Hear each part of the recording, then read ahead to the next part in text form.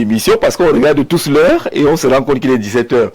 Et que depuis quelques jours, le 17h au Cameroun est devenu un rendez-vous que beaucoup ne manquent plus, notamment ceux qui écoutent le poste national de la CRTV en espérant découvrir les décrets portant nomination des membres du gouvernement. Ça fait beaucoup de 17h, toujours pas le décret. Est-ce que le 17h d'aujourd'hui va pouvoir produire ce changement-là, cette formation d'un nouveau gouvernement? Nous faisons comme d'habitude, hein, tous ces jours-ci, on a une oreille tournée vers le poste national. Si ce remaniement intervient pendant l'émission avec nos invités, on va reconfigurer l'émission en direct. Pour le moment, on va parler de ce climat qui tourne autour des municipales et législatives qui arrivent. Les inscriptions sur les listes électorales ont commencé effectivement depuis le 2 janvier et pourraient se fermer très tôt avec la convocation du corps électoral si jamais le calendrier reste respecté et suivi. On va donc aller à ces élections locales. Mais on observe justement très peu d'engouement autour de cette élection. Les partis politiques n'en parlent pas, la société civile n'en parle pas, on ne voit pas beaucoup un intérêt se manifester dans les attitudes des uns et des autres. Est-ce à dire que ces élections locales sont négligées? Si elles le sont, n'est-ce pas parce qu'elles sont mal comprises? Est-ce que ce n'est pas seulement parce qu'on a l'intérêt, en tout cas, tout le monde regarde du côté des tout-dits, où se gère le budget national au point où on oublie l'impact et l'apport des élections locales et des collectivités territoriales décentralisées, dont les mairies, mais également l'impact du Parlement. Avec nos invités, on va essayer d'analyser cette attitude des Camerounais. Est-ce que c'est une élection sous-cotée dans notre pays? Est-ce que c'est une élection qui n'a pas retrouvé sa véritable place, ou n'a pas réussi à intégrer nos habitudes? Ou alors, comme on le dit depuis hier, vous avez entendu ceux qui appelaient en direct, il y a un climat de découragement qui est observé au Cameroun. On ne s'inscrit pas, on ne veut même pas aller voter. D'ailleurs, les chiffres le montrent pour ce qui est de l'abstention au regard des chiffres de la dernière élection présidentielle. On va en parler avec nos invités, peut-être avec vous également au téléphone. Si vous insistez, on vous donne déjà cette possibilité tous les jours. Accueillons d'abord Paul-Stéphane Boudouga, c'est un visage bien connu. C'est un premier rendez-vous pour cette nouvelle année 2026. Paul-Stéphane, bonsoir. Très bonne année 2026. Bonsoir Jean-Jacques et bonne année également à vous. Bonne année aux copanélistes, aux internautes et même aux téléspectateurs qui nous suivent en ce moment.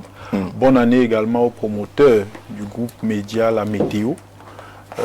C'est toujours un plaisir d'être là, tout en espérant qu'une fois de plus, nous serons à la hauteur des attentes de vos téléspectateurs qui sont très exigeants. Alors, le 17h vous intéresse aussi?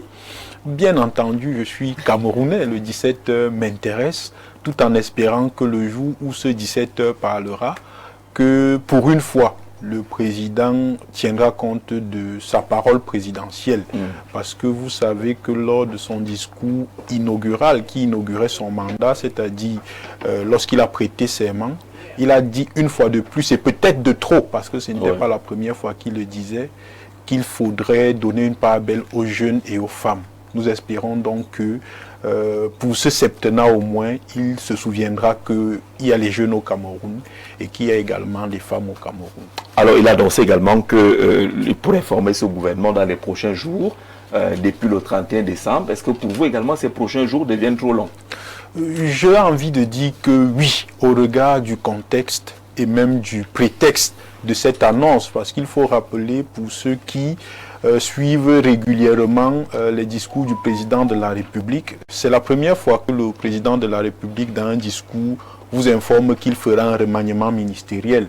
Ça veut dire que dans une certaine mesure, lui-même il est conscient de la situation parce que les résultats même des élections présidentielles lui imposent déjà un remaniement ministériel. C'est vrai que c'est une majorité absolue, mais cette majorité absolue peut être relativisée dans une certaine mesure parce que depuis quand on enlève les élections de 92, c'est un secret de polichinelle que le président nous a habitués à des scores presque soviétiques et staliniens. Et alors avoir un score relatif pour moi de 53% signifie que en fait, les hommes qui nous ont accompagnés durant le magistère allant de 2018 à 2025 n'ont pas véritablement fait leur travail. Donc il est donc urgent que le président de la République renouvelle le personnel politique qui devrait l'accompagner pour son mandat qu'il a baptisé grandeur et espérance. Et espérance. Alors, donc, vous diront que les urgences, c'est à l'hôpital, que le temps du président, c'est le temps du président. Peut-être qu'il n'a pas le même angle de lecture des urgences que vous. Mais on se rend compte quand même qu'il y a une certaine fébrilité. Ça bouge, tout le monde attend. François Semé est expert en développement des territoires. C'est le tout nouveau sur le plateau de Le Grand Soir. On le recevra le plus souvent, surtout en cette période où on est en train d'aller vers les élections locales. François, bonsoir, bonne année et bienvenue. Bonsoir Jean-Jacques, bonne année à mes copanélistes et très heureux d'être sur ce plateau. Alors Jean-Jacques, je voudrais particulièrement adresser mes vœux les meilleurs au président directeur du groupe La Météo. Et particulièrement aussi à ces maires qui souffrent dans les territoires pour essayer d'éponger les salaires, les charges liées au fonctionnement dans les mairies et dans les collectivités.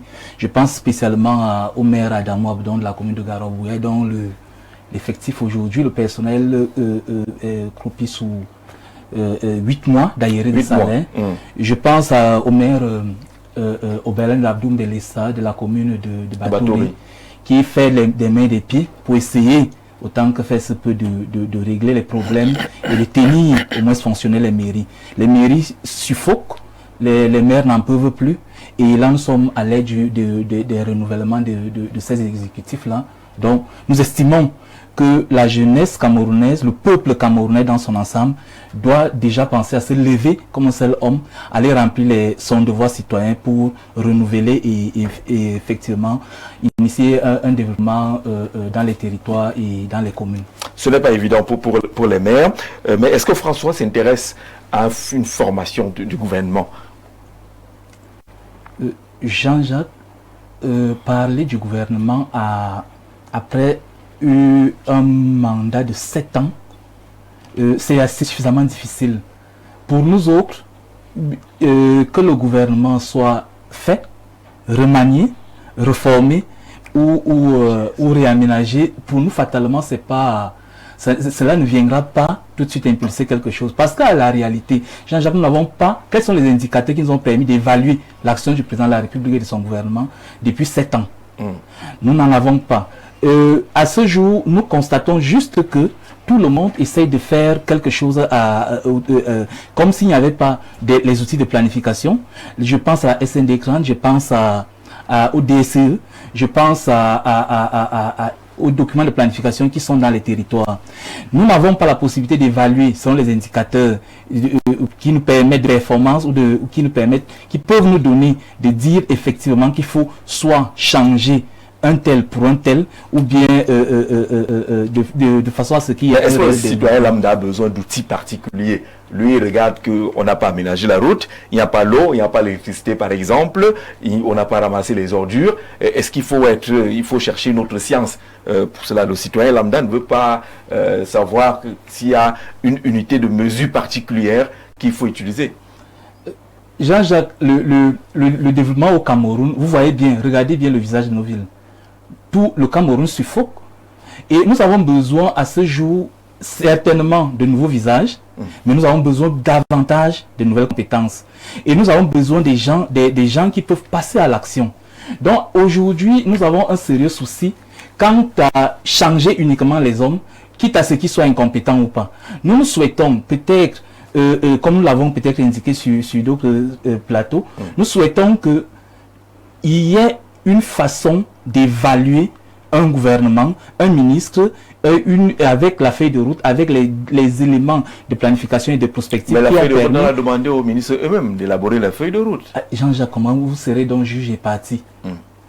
Il y a des documents de planification et de référence dans la République. Donc ici, pour le citoyen lambda, ce que le citoyen lambda veut, c'est l'amélioration de ses conditions de vie à la base. Le panier de la ménagère. Voir le panier de la ménagère, les services sociaux de base, l'amélioration des conditions de vie à la base, l'eau, l'électricité. Je pense aux populations de mon village, dans un rayon de moins de 100 km ici, qui, elles, n'ont ni eau, électricité et même pas de route. Là, je parle d'un village dans l'arrondissement de Mangama. Donc, vous pensez aujourd'hui que, fatalement, ces populations-là attendent aller voter pour qu'on leur raconte encore qu'on a changé tel ministre pour un tel autre? Non, aujourd'hui, les populations avaient besoin d'un réel changement. Nous sommes dans la continuité. Nous avons refait confiance au président de la République, son Excellence Paul Biya. Aujourd'hui, nous pensons donc que l'idéal, c'est le renouvellement qui va se passer dans des prochains jours au niveau de la base. Les élections locales sont là. Nous invitons à ce jour tous les Camerounais à s'intéresser à la chose politique et à aller vers les territoires pour apporter un réel changement. D'accord, vous êtes un expert justement du territoire, ça tombe bien parce que le thème qu'on va aborder va interroger pourquoi les Camerounais semblent ne pas aller très vite et massivement vers des élections locales qui sont pourtant annoncées. Jacques Léonce Awono, bonjour, bonne année, bienvenue. Merci Jean-Jacques, bonne année aux millions de téléspectateurs d'Info Télévision, bonne année aux co-discutants du soir, bonne année à tous les Camerounais. C'est vrai que c'est une autre année de souffrance entre les mains du RDPC, on n'a pas le choix. On commence à être habitué 43 ans après quand même, la souffrance. Est-ce que vous-même vous faites pas, finalement une récitation, année de souffrance Pourtant on voit tout beau, vous ne ressemblez pas à quelqu'un qui souffre. Je ne parle pas de moi, je parle des Camerounais. Vous n'êtes pas concerné. C'est un jongleur qui se respecte. C'est un bon jongleur. C'est un bon jongleur. D'accord. Alors, l'attente des Camerounais en ce début d'année, c'est la formation d'un gouvernement. On a l'impression que Yaoundé, par exemple, vit au ralenti, tourne au ralenti. Tout le monde attend ce remaniement. Est-ce que vous comprenez cet intérêt? Oui, je comprends l'intérêt que peuvent avoir les Camerounais à ce que il y ait un remaniement. Cet intérêt ne va pas dans le sens de dire qu'il y aura un changement dans la qualité de la gouvernance qui est effectuée dans notre pays.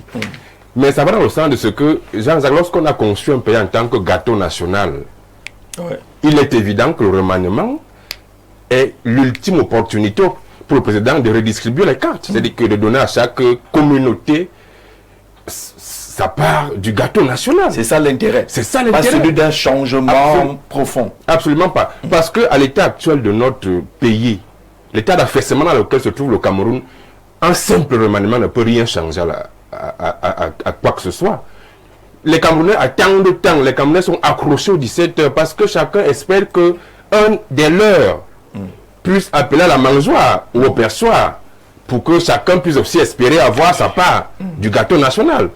Donc c'est ça qui force la craie que peuvent avoir les Camerounais vers le remaniement. Vous avez l'impression que le président Paul Biya le sait et il n'est pas obligé d'être pressé. Il le sait justement. Personne d'autre ne peut le savoir mieux que lui. Si il gouverne le Cameroun depuis 43 ans et que lui-même il sait l'état dans lequel il a plongé, sa gouvernance a plongé le Cameroun, il connaît que les Camerounais n'attendent pas ça pour changer quelque chose. Les Camerounais attendent ça parce qu'on attend qu'on va commencer à lire les noms, à chercher les communautés. Est-ce que chaque communauté a été représentée? Est-ce qu'on a nommé quelqu'un de ci, quelqu'un de là-bas? C'est tout ce qu'on attend. Ce n'est pas pour que le Cameroun change. Et c'est dommage. C'est dommage qu'on en soit arrivé à ce niveau.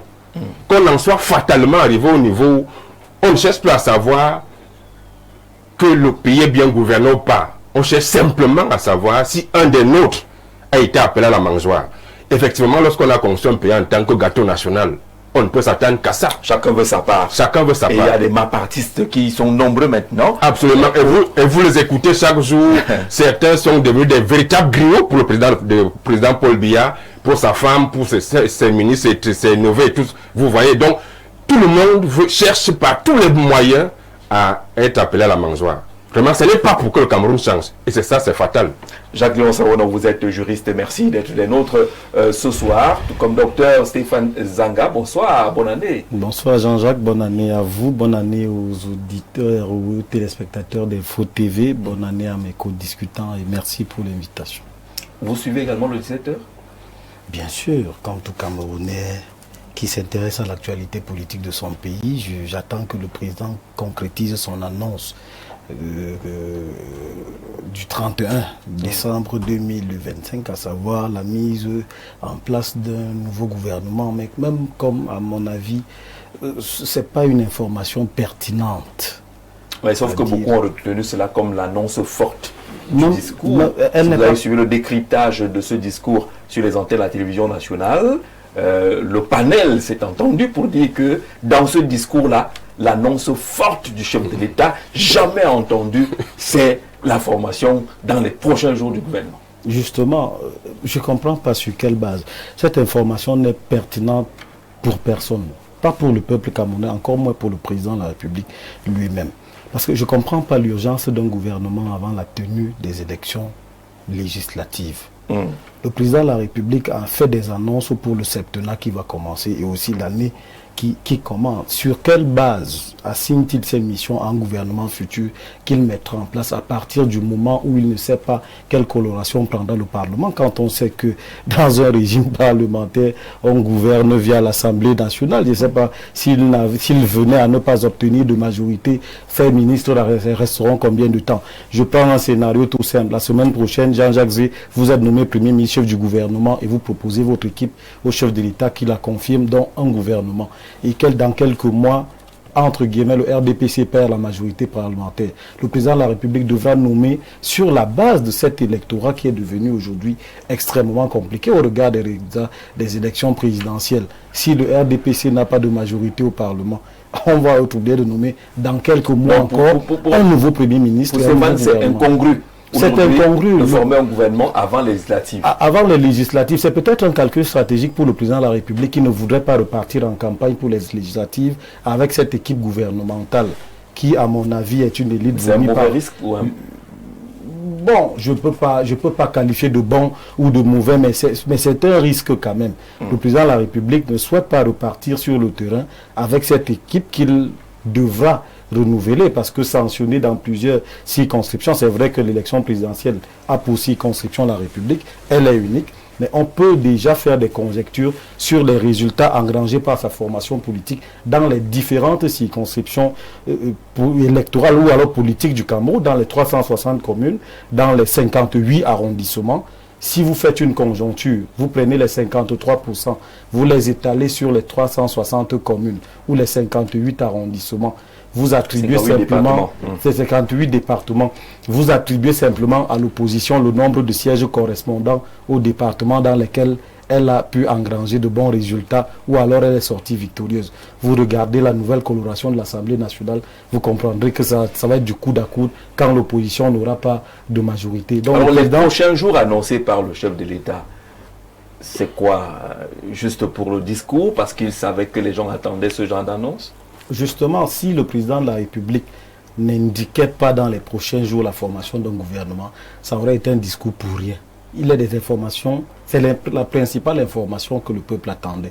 Maintenant, les réformes structurelles, les projets pour l'avenir, les projets pour le septennat, l'évaluation de l'année 2025 écoulée et par ricochet du mandat qui s'achève n'intéresse pas beaucoup les Camerounais parce qu'ils se sont déjà prononcés sur la question.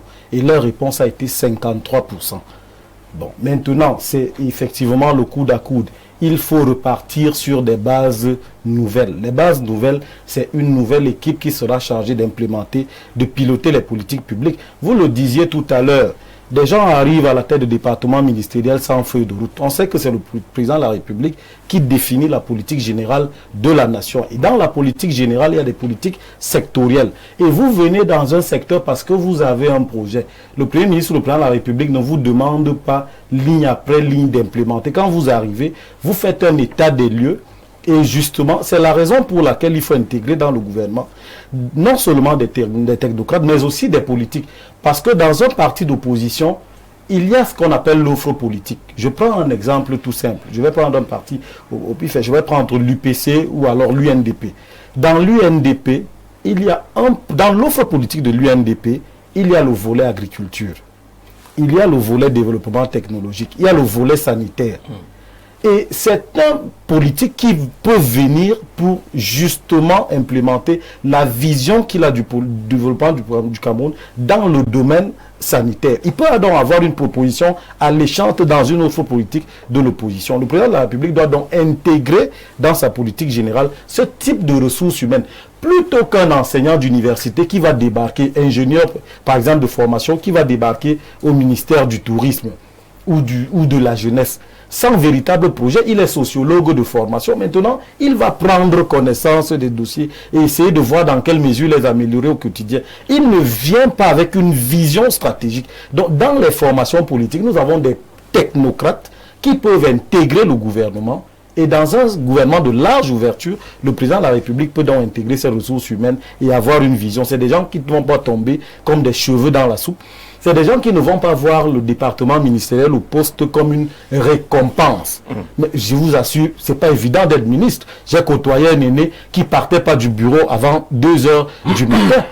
Il faut faire une coordination des services déconcentrés du ministère. Il faut une vision globale. Il faut préparer un projet pour aller au Parlement. C'est extrêmement épuisant. Il y a des directeurs qui rendent véritablement pas satisfaction, dont il faut tout le temps revoir les copies des rapports qui arrivent. Il y a même des directeurs à l'intérieur qui travaillent contre vous, parce qu'eux-mêmes escomptaient le poste, ils ne donnent pas le meilleur d'eux-mêmes. Parce que quand un rapport arrive d'un directeur, parfois truffé de fautes et d'incongruités, ne remettez pas en question son intelligence. Il est très brillant, sauf qu'il vous rejette, il ne vous accepte pas comme patron. Alors, il ne vous aide pas à atteindre vos objectifs. Donc, je vois le département ministériel comme cette mission véritablement épuisante pour quelqu'un qui est venu pour des privilèges plutôt que pour piloter des politiques publiques. Si on vous comprend bien, un gouvernement maintenant, parce que quand on prend le calendrier, est difficile. Il y a des élections qui arrivent. Peut-être qu'il faudrait garder cette équipe-là pour au moins s'assurer d'une victoire et contrôler le Parlement, ce qui est fondamental. Et puis Jean-Jacques, pour terminer, s'il te plaît, avant Paul Stéphane, qui est mon frère, il ne va pas me refuser 7 secondes. Le président de la République, en mettant sur pied ce gouvernement, le président est redevable à une clientèle politique. Il met sur pied ce gouvernement pour satisfaire certains de ses fidèles, en homme politique. Pas après les législatives, le véritable gouvernement de l'État du Cameroun, qui sera donc en charge de l'amélioration et de la transformation du quotidien des Camerounais, interviendra. Ça pourra ne pas peut-être être un remaniement, ça pourra être un réajustement. Donc, la donne donc, de ce calendrier électoral pour Stéphane pourrait compliquer les choses et pourrait nous faire ne plus trop suivre le 17h.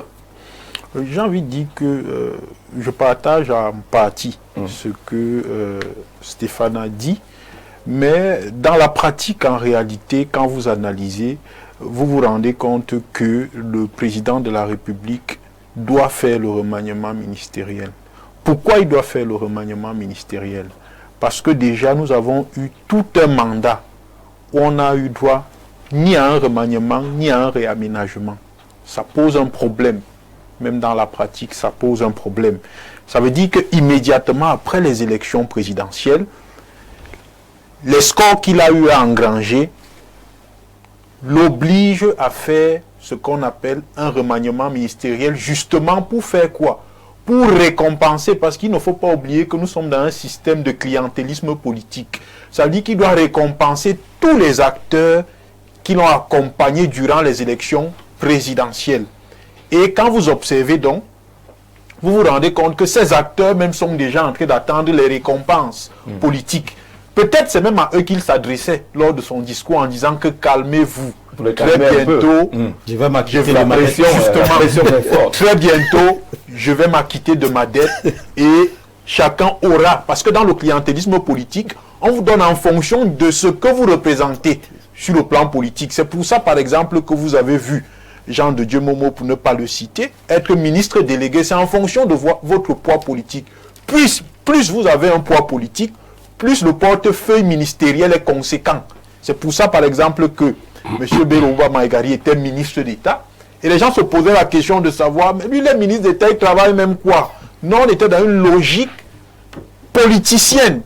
C'est ce qu'il faut comprendre. Donc, je pense que le président de la République va certainement remanier, parce qu'il faut aussi savoir que pour réussir justement son élection ou les élections législatives, il faudrait qu'il donne l'impression qu'il a compris le peuple, ou alors une certaine partie du peuple qui a eu à le sanctionner. Et ça passe par quoi?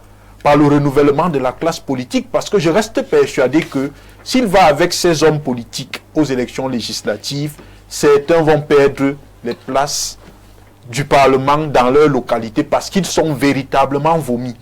Et je sens en disant que le remaniement pourrait aussi intervenir pour empêcher à certains justement de continuer à imposer une discipline du parti qui n'a pas de sens. Parce que vous savez que généralement, ce sont ces ministres-là qui imposent des hommes impopulaires lors des élections locales. Parfois, on vient vous imposer un député qui sort de New York.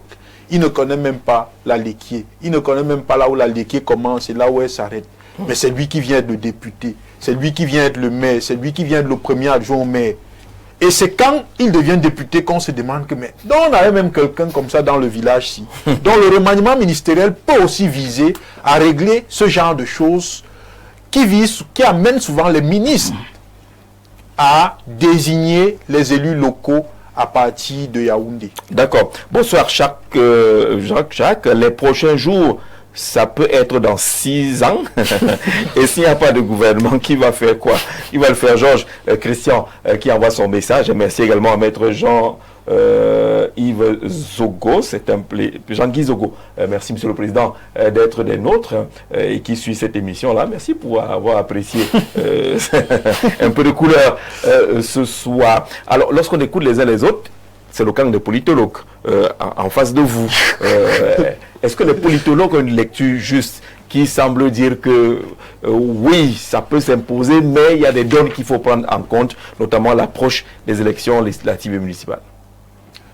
Oui, Jean-Jacques, je crois qu'il faut rappeler quelques faits. Et selon le calendrier électoral, logiquement, les législatives et municipales devraient passer avant la présidentielle. Oui. N'eût été les simples calculs politiciens de M. Biya. Parce qu'il faut rappeler qu'on renvoie les législatives municipales parce qu'on va empêcher que quelqu'un soit candidat à la présidentielle. Donc pour moi, c'est des simples calculs politiciens. Donc on ne peut donc pas adosser le remaniement sur les législatives municipales qui devraient passer d'abord avant la présidentielle. Et Stéphane l'a dit, on a passé tout un septennat avec un gouvernement. Le gouvernement qui a été formé le 4 janvier 2019. Il a fêté son anniversaire. Il y a eu une présidentielle, il y a eu des élections locales entre-temps, il y a même eu des régionales. Ça fait 7 ans avec un même gouvernement. Je crois que c'est suffisant pour qu'on refasse un autre. C'est assez même. Je crois que c'est jamais arrivé. Depuis que le président, ça fait 43 ans qu'il est président, n'a jamais fait tout un septennat avec un même gouvernement. Oui. Donc je crois que ça commence à faire trop. Et puis, lorsqu'il a été élu, on a rappelé le score. C'est dire que sa gouvernance a été suffisamment vomi par les Camerounais. Lorsqu'on connaît qu'il a toujours gagné par des gros scores. Et là, vous avez vu, lorsque vous avez essayé de comprendre la scène sociopolitique du Cameroun lors de cette élection, il y a un ministre qui a démissionné 3 mois avant la présidentielle et qui a eu 35%. Il a été baptisé notre bon diable. On est fatalement arrivé à ce niveau où il faut un diable. Les Camerounais sont capables de s'accrocher derrière un diable qui avant faisait partie du gouvernement, qui avant était presque le perroquet de Paul Biya, et qui 3 mois avant l'élection démissionne, il change complètement, il est crédité de 35%. Donc c'est dire que le RDPC est suffisamment vomi par les Camerounais dans sa gouvernance. Ce qui, pour moi, n'est pas du tout... lorsque vous parcourez notre société, vous avez l'impression que les Camerounais portent en eux la souffrance. Les Camerounais vivent dans leur chair la souffrance. Et donc, le remaniement, pour moi, c'est un non-événement. Rien ne peut changer. Vraiment, les Camerounais sont attentifs parce que chacun attend que un des leurs soit le nom du frère du village. Le nom du frère du village, la communauté soit représentée et tout et tout. C'est tout ce qu'on attend. Vraiment. Mais dans le fond, s'il faut changer quelque chose, il faut que ça commence par la tête. Et on connaît que la tête, lorsque le poisson a déjà pourri par la tête, c'est tout qui est pourri. Mais pour changer la tête, il faut aller pourri. aux élections, et les élections sont passées. Celui qui est là en a encore pour 7 ans. C'est pour ça que j'ai dit notre année de souffrance. Allez, pour cela qu'on entre dans les élections locales. François, sur cette question, on va sortir de cette question de mise en bouche. Hein. Il est déjà 17h30. Nos radars ne nous signalent pas. Nos 17 heures risquent de finir sans qu'on ait ces remaniements-là. Alors, l'urgence devrait-elle être inscrite à l'ordre du jour lorsqu'on parle de ce gouvernement? Merci encore Jean-Jacques pour cette question. Vous savez, nous, moi comme beaucoup d'autres Camerounais, on est plus orienté vers des choses, vers du pragmatisme. Nous ne voulons plus trop tergiverser sur des grandes théories, des grandes conceptions qui ne nous mènent nulle part. Alors, voyez-vous, pour parler du président, nous sommes là à 3 mois où les Camerounais, dans leur large majorité, lui ont renouvelé leur confiance. Donc, fatalement, le président, à ce jour, est condamné à ne faire que ce qu'il est qui se trouve dans son agenda. Vous avez le jargon ou bien le champ lexical qui est utilisé, le vocabulaire qui est utilisé autour du président, qui est du genre le temps du président, les silences du président, le gâteau national, les récompenses, le clientélisme. Jean-Jacques, nous avons 2 aspects. Soit on voit le chef de l'État comme un manager qui par la gouvernance normale et transparente, se doit de développer le pays, soit on le voit comme celui, comme l'indiquait un aîné sur un plateau, celui qui partage la viande à la réunion. Donc, comme on n'a pas peur d'avoir l'os, comme on a très peur de recevoir l'os, on est donc obligé de faire dans le jeu des danseuses du président. Non, il est question pour nous de nous tourner vers les territoires. Et j'insiste là-dessus, Jean-Jacques, pour dire que à ce jour, il est question de regarder avec froideur les profils de ceux qui sont les exécutifs, qui portent l'exécutif de nos communes et de nos mairies.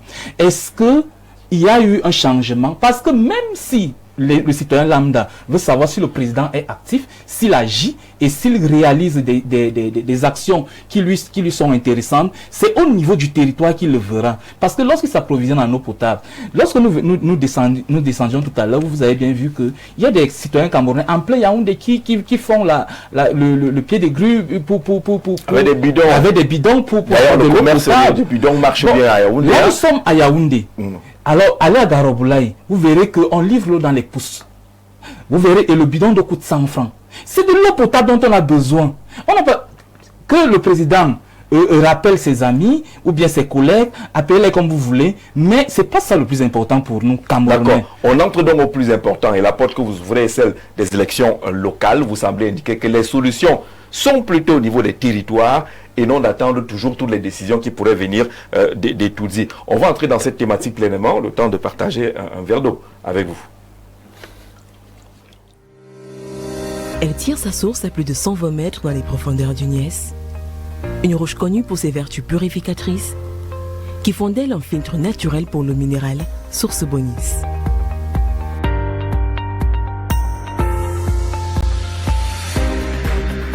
Cette eau naturelle sans additifs est obtenue au terme d'un processus rigoureux de filtrage et d'analyse, ce qui vous permet d'étancher votre soif en toute sécurité. Buvez l'eau minérale Bonis, buvez la vie.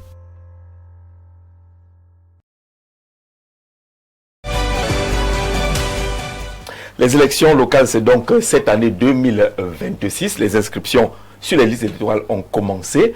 On note une timidité quasi habituelle.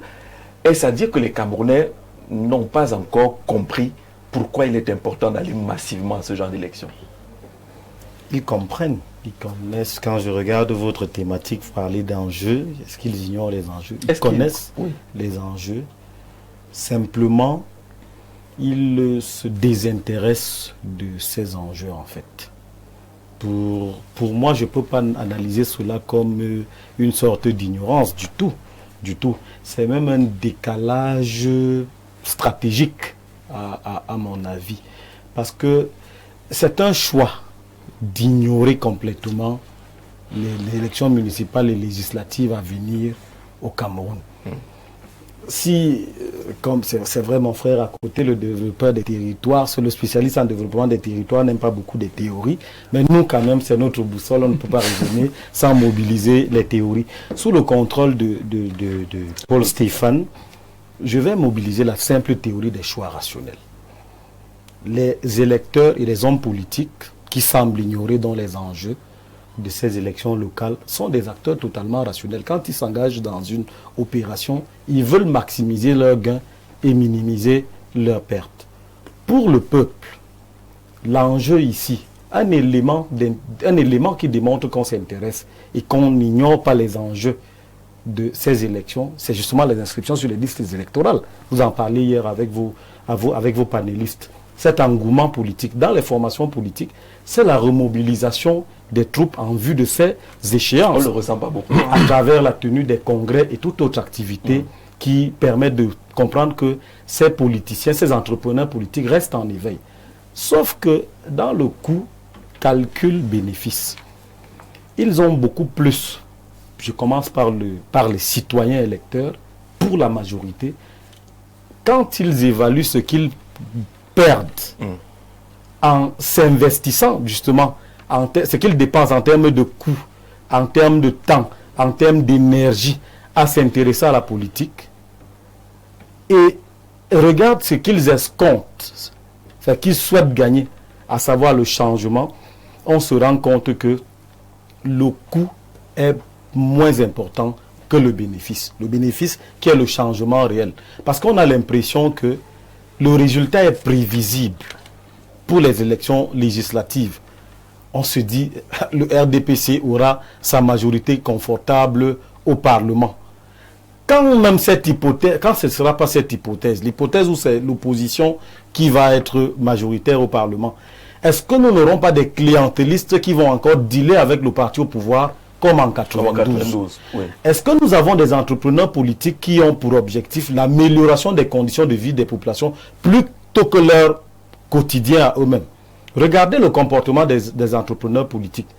Personne n'organise de congrès en vue de ces échéances majeures, qui à mon avis sont les plus importantes. On a plutôt certains communiqués d'entrepreneurs politiques ou de présidents de partis qui ouvrent la porte à des investitures qui sous-capent son monnaie. Donc c'est une clientèle politique qu'on voudrait constituer et entretenir, c'est-à-dire la vente des investitures. C'est pourquoi ils ne peuvent pas se mouvoir maintenant, parce que l'objectif n'est pas d'ouvrir un véritable débat politique et démocratique, n'est pas la structuration d'une véritable offre politique, mais on attend simplement que le président de la République convoque le corps électoral pour commencer des deals. Aujourd'hui, vous avez vu des déchirures entre les présidents de partis et les candidats investis par ces partis-là à la dernière élection présidentielle relative à la gestion des fonds de campagne. Oui. Voilà des éléments qui divisent à l'intérieur d'une formation politique. C'est-à-dire qu'on ne s'accorde pas sur la gestion des ressources financières. On devait avoir des batailles entre le candidat et le président sur la formulation et la structuration de l'offre politique la plus alléchante qui ira en compétition. Mais ils s'attardent sur qui va décaisser l'argent de la campagne, qui va mieux le gérer, qui a donné quoi, qui a eu quoi. C'est des acteurs rationnels qui viennent là pour leurs intérêts. Troisième élément, quand on regarde même la fonction de ces institutions, le Parlement, il est davantage perçu par l'opinion comme cette chambre d'enregistrement des volontés de l'exécutif. Quand les députés arrivent à l'Assemblée nationale, c'est pourquoi tout à l'heure on a parlé de feuille de route des membres du gouvernement. Autant les membres du gouvernement n'ont pas de feuille de route quand ils arrivent à la tête des départements ministériels, autant les députés ou alors les parlementaires de la chambre ou de la chambre basse ne jouent pas leur fonction de contrôleur de l'action gouvernementale, parce qu'ils sont auteurs des lois et contrôleurs de l'action gouvernementale. Parfois l'impression même qu'ils confondent leur rôle. On voit sur les plateaux de télévision, ceux qui viennent défendre l'action gouvernementale, c'est les députés. On ne comprend pas. Pourtant, ils sont contrôleurs de cette action. Les députés... Les députés qui sont de la cellule de communication du RDPC. Du RDPC, c'est incroyable. Pour défendre les politiques publiques pilotées par leurs camarades membres du gouvernement. Pourtant, dans la posture qui est la leur, ils ne devraient pas s'impliquer dans le pilotage des politiques publiques. Pire encore, ces députés, on le sait, tous ces parlementaires, extrêmement rationnels, animés par la patte du gain, sont dans la gestion quotidienne de ces départements ministériels parce qu'ils deviennent encore, entre guillemets, des prestataires de services. Alors, le prestataire de services pour le dire clairement, qui gagne les marchés et qui ne peut pas les exécuter, qui crée donc des entorses dans le budget du département ministériel. Qui va alors contrôler? Le même attend le même ministre pour lui dire je vais contrôler ton action. Sauf que le ministre va avoir un SMS pour dire vous n'avez pas livré le marché que je vous ai donné. Mais là, on est en train d'évaluer, on est dans une séance d'évaluation de mon action. Vous êtes dans cette action. Vous voyez donc qu'il y a donc un manteau qui va, il y a donc une sorte de parapluie qu'on va donc mettre, c'est celui du fait majoritaire, c'est celui de la pas la solidarité gouvernementale, mais celui du groupe parlementaire qui aura pour mission de protéger les membres du gouvernement. Pourtant, on peut être dans la même formation politique. Moi, parlementaire, vous, membres du gouvernement, rien ne m'empêche de scruter avec rigueur les missions, votre action. Tous ceux qui ont essayé de le faire, finalement, on a l'impression qu'ils ont été éjectés du Parlement. À la tête du gouvernement. Les députés qui étaient connus comme étant un peu très fougueux, qui ne faisaient pas de cadeaux à leurs camarades du parti, mais membres du gouvernement. Oui, je me rappelle de l'ancien député de l'Océan et puis d'un autre député dans le Nord. Ils ont été considérés comme des indisciplinés. Le député de l'Océan. Oui. Ils ont été considérés comme des indisciplinés simplement parce qu'ils ont essayé de jouer leur rôle de député qui est celui de contrôler l'action gouvernementale. Donc de tels éléments sont de nature à créer un certain désintérêt de la part des populations pour ce qui est de ces élections législatives. Pour eux, c'est un marché politique qui va s'ouvrir entre acteurs politiques et non véritablement une opération de légitimation d'une nouvelle gouvernance qui aura pour but de transformer leur quotidien. Merci. François, Stéphane a présenté là le tapis qui peut causer ce désintérêt dans la tête de nombreux Camerounais. Ça sert à rien d'aller au Parlement parce que c'est des applaudisseurs. Leur mot de passe est adopté, même s'ils étaient en train de dormir. D'ailleurs, il y en a qui ne fonctionnent que par procuration de ce côté-là. Tel que l'Assemblée se présente aujourd'hui, ça ne motive pas. C'est ce qu'on peut retenir.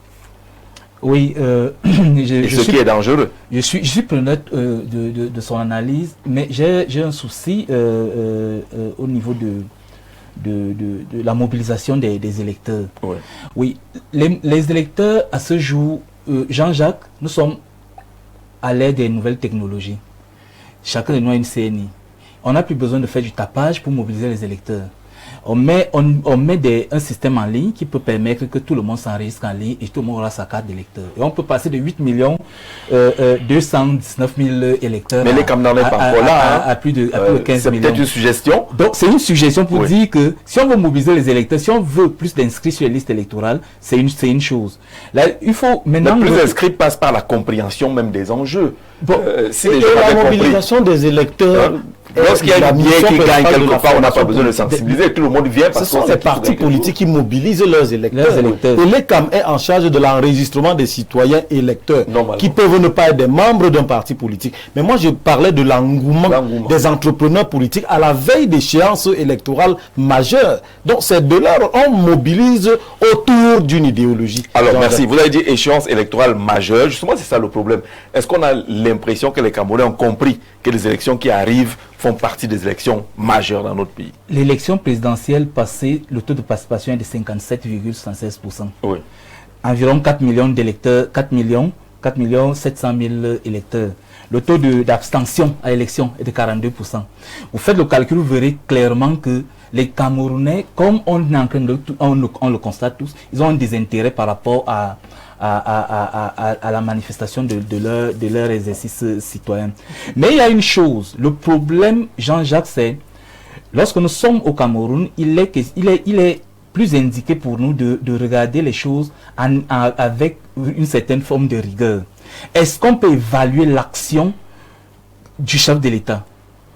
puisque si on évalue que ce qu'on peut on évalue que ce qu'on peut mesurer, on ne peut donc pas définir, lui qui est à la conception de tout au niveau national, le gouvernement qui doit implémenter ses politiques au niveau national, et puis maintenant les maires, est-ce qu'on peut donc définir avec objectivité le profil qu'il faut sur les territoires? Maintenant, parce que si les populations ne se reconnaissent pas en vos leaders, en vos dirigeants, comment peuvent-elles se lever pour donc aller manifester leur vote? C'est là tout le dilemme. Mais ne pas se reconnaître en ceux qui sont là devrait être un élément de motivation. Puisqu'on ne te reconnaît pas et qu'on a l'outil qu'il faut, si on est massivement inscrit, eh bien on fait partie de ceux qu'on ne maîtrise pas. Jean-Jacques, le docteur pose une analyse suffisamment rigoureuse dans le jeu des enjeux au niveau du Parlement. Vous voyez bien que lorsque vous êtes député, vous êtes prestataire de services, on va aller sur les cas concrets. On prend un cas des communes.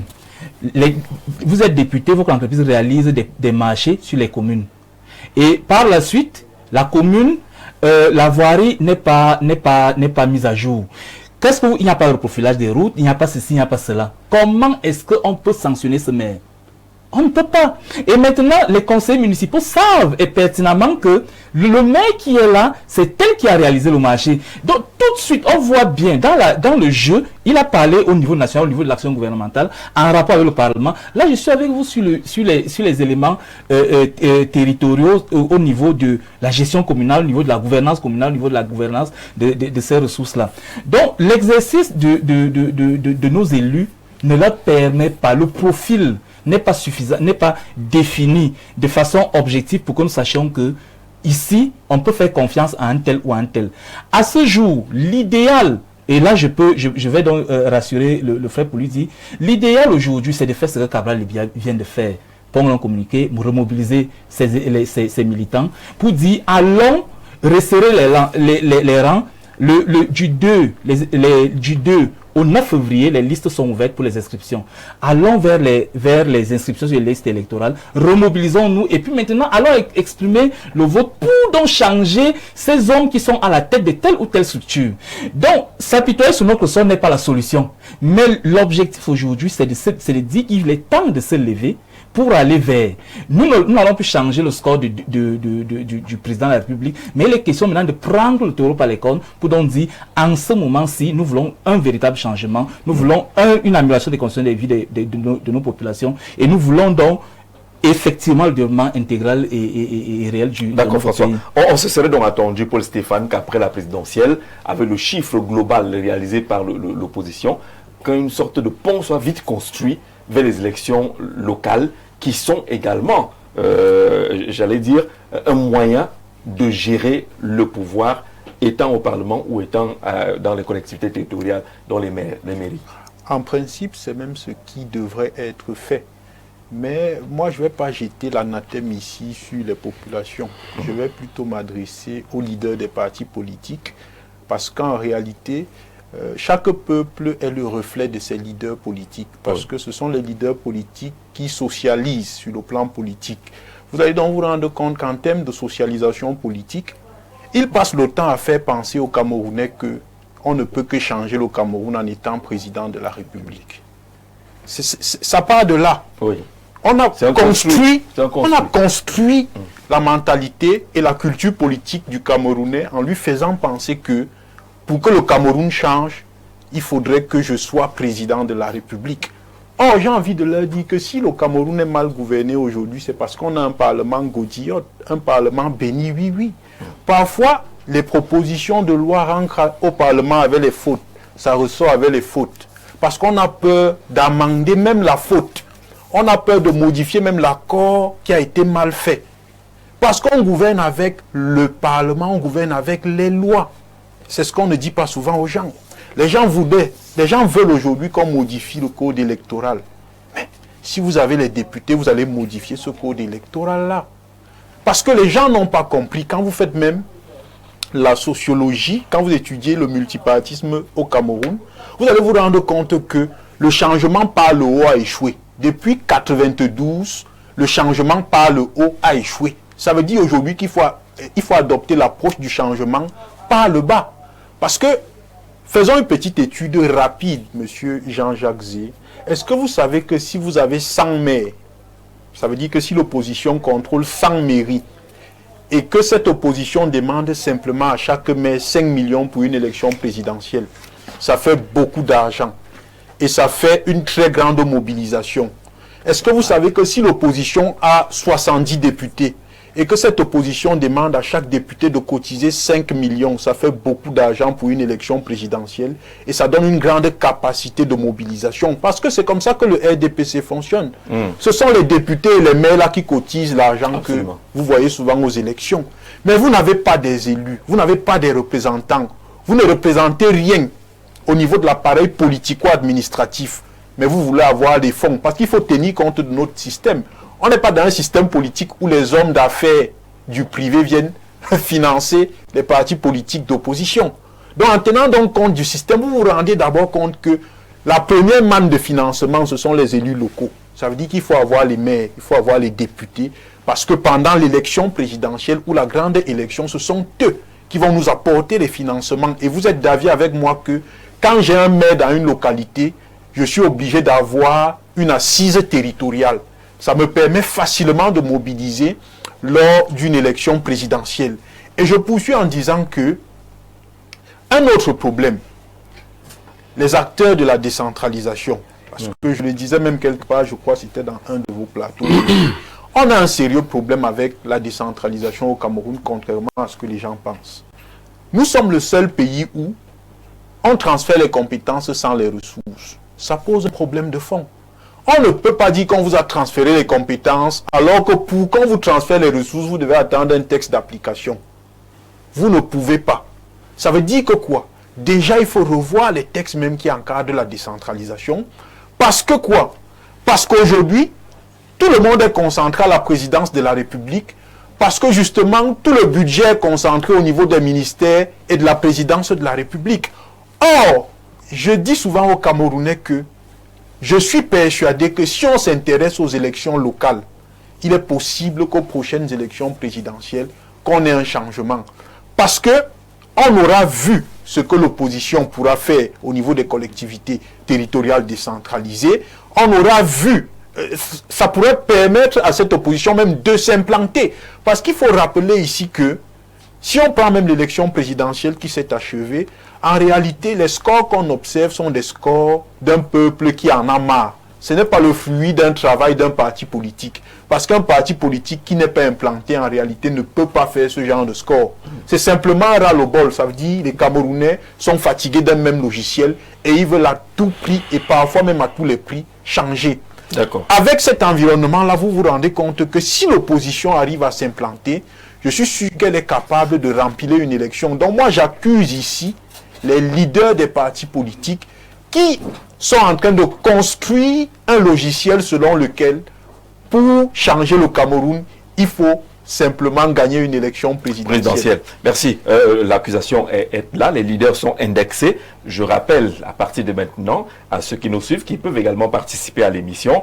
C'est déjà une tradition. Le numéro est affiché au bas de l'écran. Vous appelez en direct pour donner votre contribution et nous dire si vous avez la même impression que nous qu'à l'approche de ces élections locales, il y a très peu d'engouement. Est-ce que c'est parce que les enjeux sont ignorés qu'on n'a pas, comme le disait Stéphane tout à l'heure, compris que le développement peut être fait par la base? Je suis totalement d'accord avec Stéphane. On n'a pas d'hommes politiques au Cameroun, malheureusement. On a des chasseurs ou des chercheurs de rente politique. C'est tout ce qu'on a. C'est pas très dur ça? Non, c'est pas dur, Jean-Jacques, c'est tout ce qu'on a. Parce que ces chasseurs de rente politique n'aident pas le Camerounais à s'éduquer à la chose politique. Au contraire, ils enfoncent le Camerounais dans sa culture politique déficitaire. Ils l'enfoncent. Et c'est ça le problème. Parce que si on avait des hommes politiques ou des acteurs politiques qui avaient compris que le peuple camerounais a une culture politique déficitaire, il faut l'éduquer à la chose politique. On n'a pas l'impression que nos acteurs politiques l'ont compris. Ou alors ils le comprennent, mais comme je l'ai dit, ils ne sont pas des vrais hommes politiques. Ils sont des chasseurs de rente politique. Voilà pourquoi mon voisin a parlé de Cabral qui a... Mais l'élection est passée. Mais on a eu un silence assourdissant de tous ces acteurs politiques. Personne n'a plus rien dit. Ils nous disent qu'ils sont tous en congé médiatique. Vous ne pouvez pas avoir un représentant de l'UNDP sur un plateau, du FSNC sur un plateau, du PCRN sur un plateau. Certains ont même été sanctionnés parce qu'ils sont passés sur les plateaux pendant que le président du parti a indiqué que non, on arrête d'abord les médias. Même notre ami, le guide révolutionnaire, est en congé médiatique. Alors, vous allez réagir quand vous comprenez que certains sont... Aimé Cyprien, il faut arrêter le congé médiatique. Vous comprenez que certains sont accrochés aux 17h. Certains experts parfois été nommés. D'ailleurs, on a promis à certains qui seront nommés. Donc, il faut parler. Vous comprenez que... le chrono tourne, le temps passe. Vous comprenez. Et pourtant, nous sommes en train d'entrer là vers une élection essentielle. Je dirais même existentielle pour la politique au Cameroun. Parce que c'est au Parlement qu'on vote les lois. Et on gouverne par les lois. Si on vote les mauvaises lois, vous allez gouverner. Même si vous êtes président, si on a voté les mauvaises lois, vous allez mal gouverner. Parce qu'on a voté des mauvaises lois. Et donc, je crois que c'est l'opportunité de dire aux Camerounais, nous allons vers une élection essentielle pour nous, simples Camerounais, citoyens lambda. Parce que si on continue d'imaginer que ceux qui sont des acteurs politiques, le vent qu'ils nous vendent chaque jour, en nous faisant croire que chacun se réveille un matin et se retrouve être à Itoudi tout le temps, non. On ne gouverne pas seulement à Itoudi. Vous gardez la main le temps d'aller au téléphone pour voir si on a quelqu'un qui veut participer à cet échange. Allô, bonsoir. Bonsoir, monsieur Jean-Jacques Zé. Comment vous allez? Je crois que ça va bien. Comment on vous appelle, monsieur? Je suis l'apôtre Adam Charlemagne. Charlemagne? Oui. Oui, vous appelez d'où? Je vous appelle du département du Nyong-Esso. Dans le Nyong-Esso. Allons-y. Sur la thématique.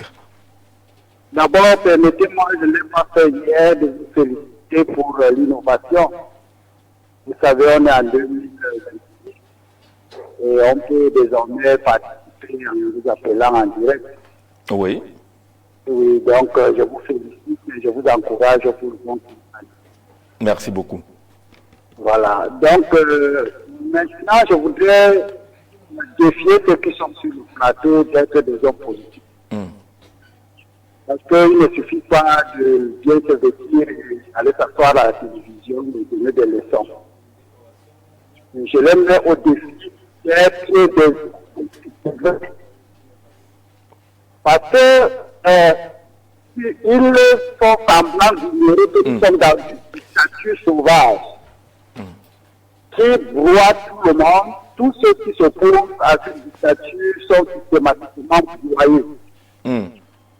Vous savez que M. Jean-Jacques Zé, nous avons soutenu M. Issa Chiroma Bakary lors des dernières élections présidentielles. Je parle comme ça parce que je suis le conseiller spécial du l'État Aimé Cyprien Olika.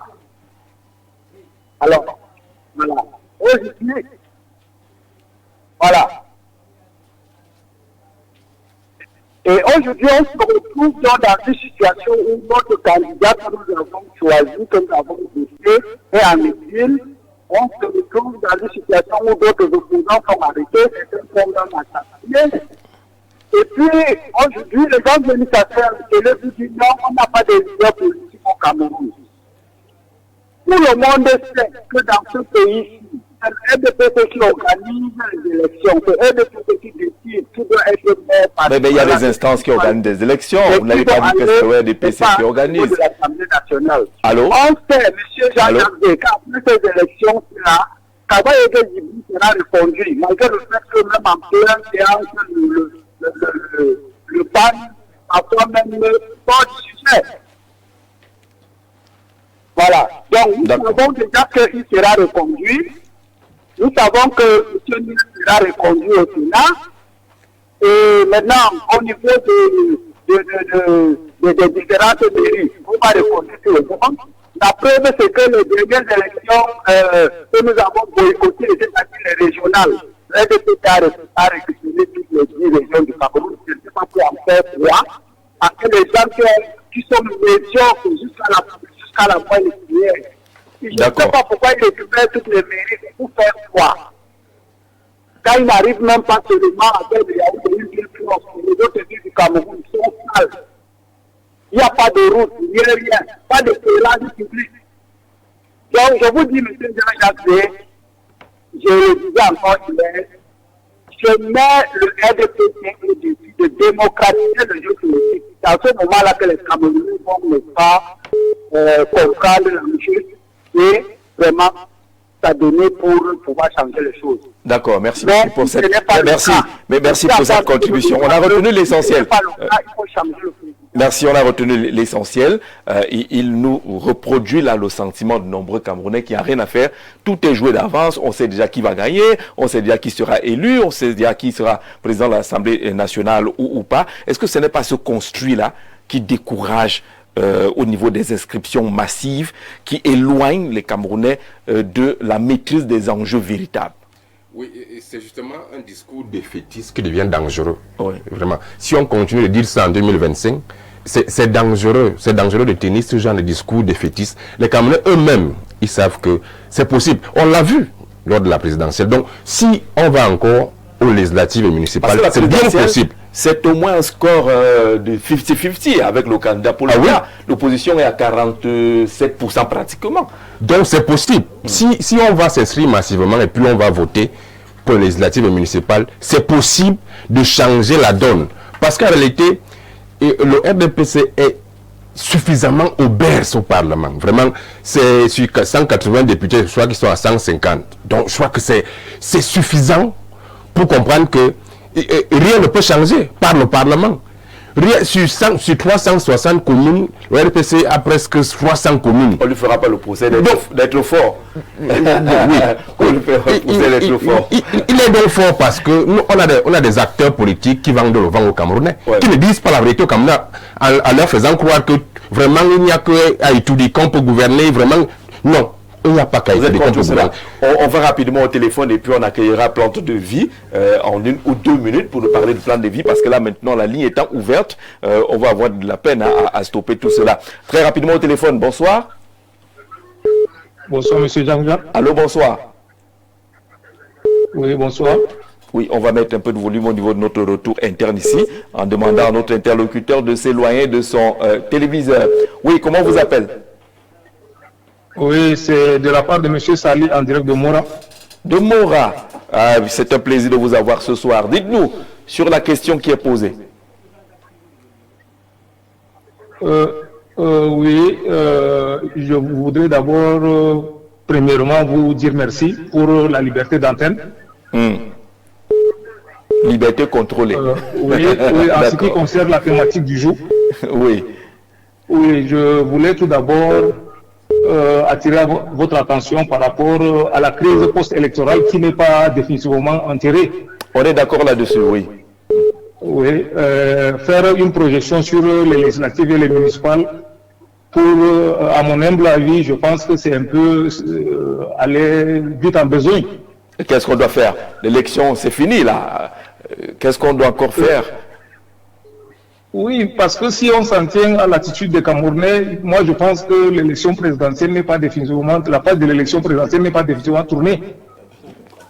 Qu'est-ce qu'il faut? Qu'est-ce qu'il faut pour qu'on considère que la page est tournée? Rendre le pouvoir acquis de droit au vainqueur de l'élection. D'accord. Je ne sais pas s'il y a encore 2 qui de droit. Vous pensez qu'il y a un autre qui de droit qui n'a pas le pouvoir? Ah, l'homme de Mora. Donc on a compris sa préoccupation, mais est-ce que ce n'est pas là le problème? Ne pas tourner la page et on va se retrouver face aux élections municipales et législatives qui seront, elles, déjà là. On va rapidement prendre Plante de Vie, notre partenaire. On a ces obligations-là aussi de respecter les partenaires. On a grignoté un peu 1 minute aujourd'hui. C'est pas grave, non? C'est pas grave, c'est pas grave. Déjà qu'on ne peut pas faire politique sans être en santé, je l'ai toujours dit ici. Voilà. Pour parler politique, pour faire politique, il faudrait qu'on soit en santé. Alors c'est pourquoi je suis encore là cet après-midi pour dire à toutes les personnes qui sont victimes de rhumatisme, d'arthrose, des nerfs sciatiques, des douleurs lombaires, des douleurs au niveau de la colonne vertébrale, des douleurs au niveau même du bassin, des personnes qui sont en surpoids et qui ont des douleurs osseuses et même qui ont des os qui se rongent. Nous leur disons aujourd'hui que c'est possible d'avoir la solution avec le produit Rhumatox, parce que c'est un produit qui est naturel, c'est pas une pommade, c'est un produit qui est à boire, parce qu'il y a beaucoup de personnes qui nous appellent nous disant que non, docteur Lema, je veux ta pommade là. Non, le Rhumatox n'est pas une pommade, le Rhumatox c'est un produit qui est à boire. Une fois que je l'ai dit, je viens donc sur le produit Kinfimic 24 heures, la solution, ce produit là qui permet à toutes les personnes qui sont victimes de chlamydia ou de la chlamydia de pouvoir éradiquer leur chlamydia en quelques jours seulement. Quand on dit Kinfimic 24 heures, la solution, c'est pas qu'on traite le chlamydia en 24 heures. C'est que quand on a les symptômes, sous 24 heures, ces symptômes vont s'estomper à coup sûr. Maintenant, on va suivre un traitement sur une période bien déterminée. Pour les femmes là qui ont les problèmes de conception, de procréation, et même les hommes qui n'arrivent pas à enceinter une femme du fait qu'ils soient victimes d'azospermie ou bien d'aligospermie, avec le produit Kinfimic 24 heures, ces hommes diront adieu aux problèmes de procréation. Et même ces messieurs qui ont les problèmes de faiblesse sexuelle, éjaculation précoce, reprise lente, je l'ai dit plusieurs fois ici là, Jean-Jacques, sur ton plateau, que la faiblesse sexuelle n'est pas une maladie, ou bien le problème de reprise lente, ou bien encore les problèmes d'éjaculation précoce ne sont pas des problèmes de santé en elles, mais des conséquences. Parce qu'on peut être stressé, on a la faiblesse sexuelle, on peut avoir les hémorroïdes, on a la faiblesse sexuelle, on peut avoir une mauvaise alimentation, on a la faiblesse sexuelle, on peut même être victime de diabète et on a la faiblesse sexuelle. Et aussi les messieurs qui sont victimes d'insuffisance cardiaque, forcément ils ont des problèmes de faiblesse sexuelle. Alors le produit Kinfimic 24, la solution, vient donc remédier à tous ces différents manquements là chez ces messieurs qui ont parfois du mal à redémarrer une fois qu'ils sont arrivés à éjaculation pour le premier tour, c'est-à-dire qu'il va attendre 1 à 2 jours pour pouvoir redémarrer. Alors le produit Kinfimic 24, la solution, vient vous apporter la solution pour démarrer au cas de tout. Donc c'est vous qui concluez désormais vos corrections. À côté de ça, Jean-Jacques, si tu me le permets, vu que nous sommes pratiquement en début d'année, le produit OpenSex, ce produit-là qui fait beaucoup couler d'encre et salive dans les cités capitales du Cameroun, à savoir Douala, Yaoundé et Bafoussam, parce que j'ai pu t'assurer que nous sommes acculés au quotidien par rapport à ce produit. Je ne sais pas quand je le dis, pourquoi quand je le dis, tes invités sont tout à jaillir, mais c'est tout à fait normal parce que c'est quelque chose qu'on n'en parle pas assez. Pour les messieurs qui sont victimes du petit appareil génital, avec le produit OpenSex, c'est désormais possible d'avoir un appareil génital selon sa convenance. Parce que ici, je l'ai toujours dit, chers parents, évitez la circoncision précoce parce que c'est l'une des causes majeures qui entraîne le manque de développement de l'appareil génital chez l'individu. Alors, vous donc qui êtes victime de ça, le produit OpenSex vient remédier à ça de manière naturelle. Nous avons 3 formats sur le marché. Il y a le grand format qui augmente entre 4 et 6 centimes d'augmentation. Il y a le moyen format qui augmente entre 2 et 4 centimes et le petit entre 1 et 2 centimes. Douala, nous sommes situés à la Cité des Palmiers, derrière le lycée de la Cité des Palmiers, et Aquanor, ancien hôtel Madiba, lieu-dit église de Salem. Yaoundé, nous sommes situés au quartier Nkondongo, Carrefour Iptek, immeuble Baïga, face maison du parti. Merci beaucoup, Lema Kouma et Plante de Vie. Merci d'être passé par ici avec toutes ces bonnes nouvelles. Olivier Edima, vous êtes sur la page Facebook d'Info TV Cameroun. Vous dites très bonne émission à vous sur le plateau, tout particulièrement à François Sémet. Jean-Guy Zogo, monsieur le président général, est également connecté. Merci à tous ceux qui nous font ces clins d'œil sur la page Facebook. On n'a pas rejeté ce que notre frère a dit depuis Mora tout à l'heure, mais il faudrait bien qu'on en parle avec les politologues. Est-ce que ce n'est pas également un discours assez dangereux? Les gens ne tournent pas la page de la présidentielle. Il dit qu'on n'a pas encore vidé la présidentielle avant d'aller déjà au municipal et au législatif. Oui, vous savez que dans la définition du processus électoral, il commence avec les inscriptions sur les listes électorales. Il s'achève bien sûr par la proclamation des résultats en passant par la maîtrise du contentieux post-électorale. Donc le contentieux a été vidé et la page de l'élection présidentielle est tournée. Il y a eu une crise post-électorale qui a entraîné donc la contestation des résultats par certains acteurs de l'opposition. Je pense que là également la crise s'est estompée et on est passé à autre chose. Le nouveau président a prêté serment et il est donc en train de poser les jalons de la nouvelle année. Je pense que évoquer encore l'élection présidentielle aujourd'hui comme n'étant pas véritablement derrière nous est un discours dangereux et démobilisateur. Oui, il pourrait être démobilisateur ce discours-là. Au téléphone, bonsoir. Allô, bonsoir. Oui, bonsoir monsieur. On vous entend à peine, vous êtes en ligne, bonsoir. D'accord, on revient sur le plateau. Enjeu ignoré. Est-ce que ce n'est pas François? Parce qu'on n'insiste pas beaucoup sur le rôle fondamental des territoires que certains Camerounais, une fois que la présidentielle est finie, on ne s'intéresse plus à autre chose. Oui, Jean-Jacques, les élections locales à venir ont ceci de particulier que les maires devront s'approprier un ensemble de choses. Les élections municipales de 2020, de février 2020, et se sont déroulées au lendemain de la mise en place du Code général des collectivités territoriales décentralisées. Et à cet effet, les maires actuels ont été soumis à la dure épreuve, à la rudesse, à la difficulté de manager les territoires sans ressources. Parce que, rendez-vous compte, les maires aujourd'hui, quand vous allez au niveau des questions de décentralisation approfondie, comme le disait tout à l'heure un panéliste, si vous avez transféré des ressources sans ressources, vous faites le transfert des compétences sans ressources financières, il y a un problème dans le cadre de l'implémentation des politiques publiques au niveau local. Alors, les maires aujourd'hui, si vous prenez par exemple la loi portant fiscalité locale qui est votée en 2004, elle aujourd'hui, elle a encore venu retirer même le peu de ressources financières que mobilisaient régulièrement les maires afin d'implémenter ou bien d'améliorer l'offre en services sociaux de base ou améliorer les conditions de vie des populations à la base. Donc aujourd'hui, ces enjeux d'abord dans le fonctionnement réel, dans le management, dans la gouvernance réelle des territoires est un problème. Et maintenant, plus loin, vous verrez donc que l'action des élus aujourd'hui est pratiquement incomprise dans les territoires. Donc au niveau local, on ne perçoit pas très bien, il n'y a pas une bonne lisibilité de l'action des élus locaux. Le plébiscite, pour qu'un maire en fonction soit plébiscité, il va falloir qu'on comprenne très bien ce qu'il aura posé comme action en termes de lisibilité, en termes de crédibilité, en termes de visibilité. Vous voyez, de nos jours, nous sommes avec des élections, tous les maires sont sur le terrain.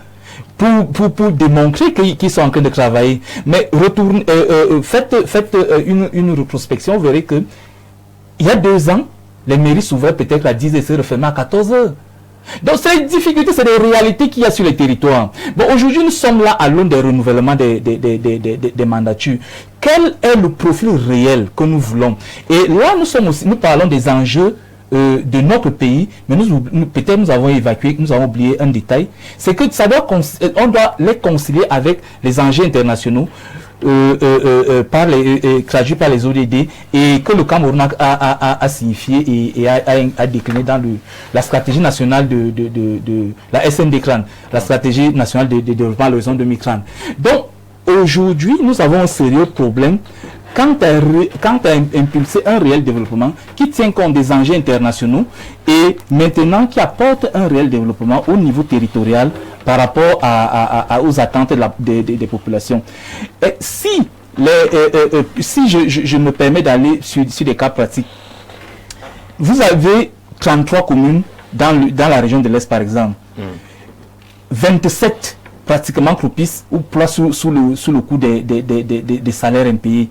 Bon, comment la motivation, même des cadres communaux d'abord, ceux qui sont à l'intérieur, censés être nantis, c'est des communes pour la plupart forestières.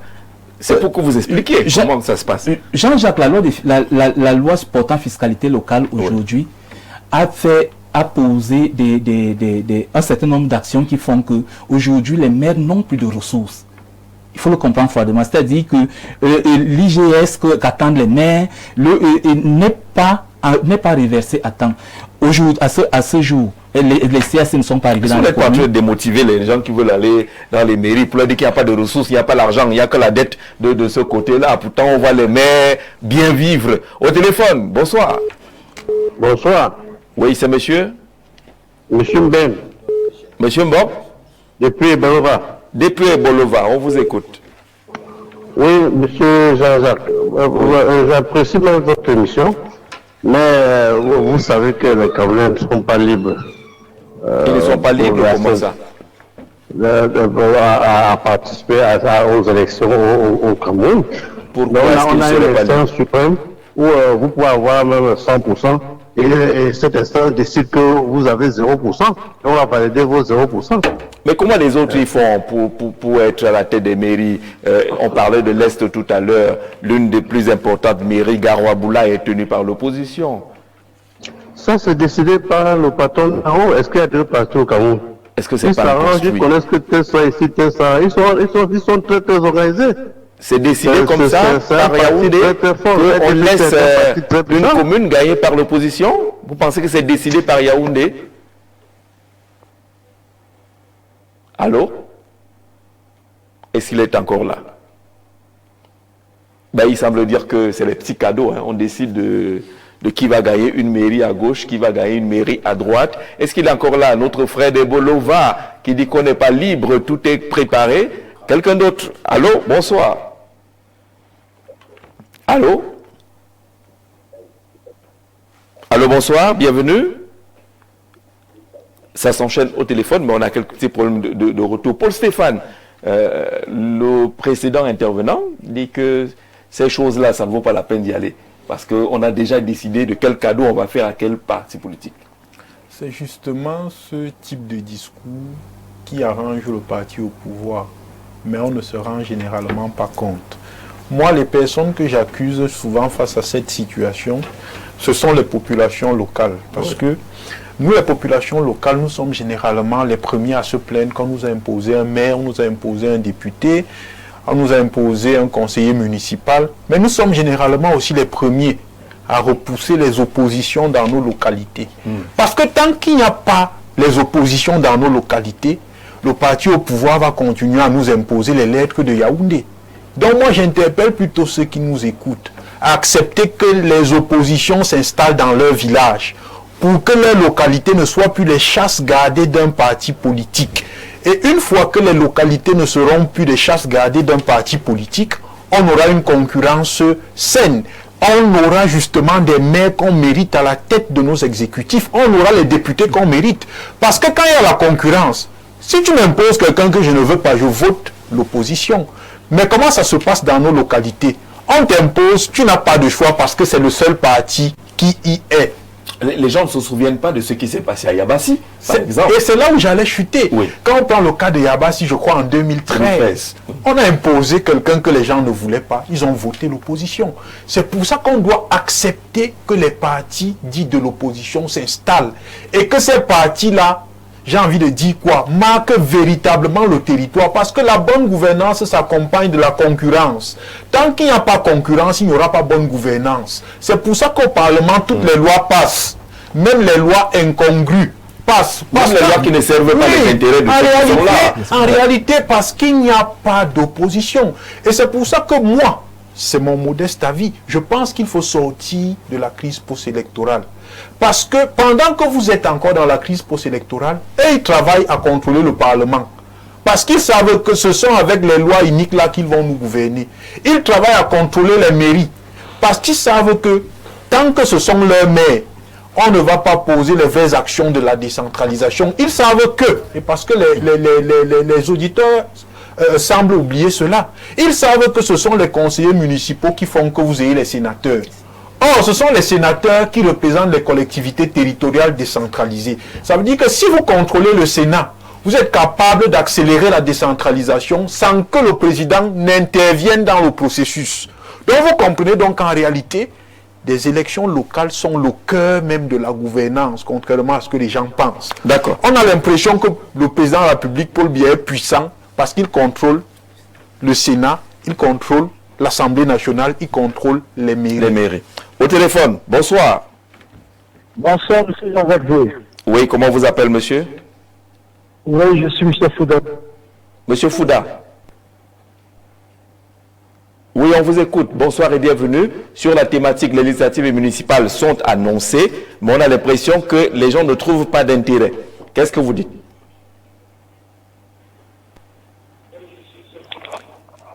Allô, monsieur Fouda?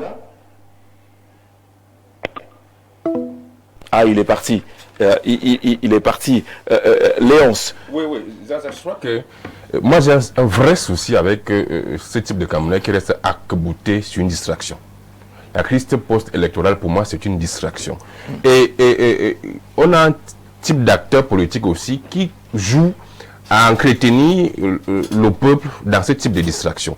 On a quand même quelqu'un qui a été crédité de 35% en élection présidentielle. Je crois que ce score devrait être opérationnalisé en allant au capitalisé au municipal. Oui. Mais on a affaire à certains acteurs politiques qui distraient carrément le peuple dans ces trucs-là, plus Christ poste. Ça ne sert à rien. Si ils étaient vraiment conscients de ce que depuis 90, c'est un score qu'on n'a plus jamais eu, 35% pour l'opposant. Donc, si M. Issa Choroma avait compris ça et qu'il était resté dans la logique de ce que il faut capitaliser ce score, qui est un score honorable pour l'opposant au Cameroun, on ne serait pas resté dans la distraction de crise post-électorale où il faut, je ne sais pas s'il faudra refaire une autre élection. Je crois qu'il faut sortir de là. Et c'est tellement important que lorsque vous regardez,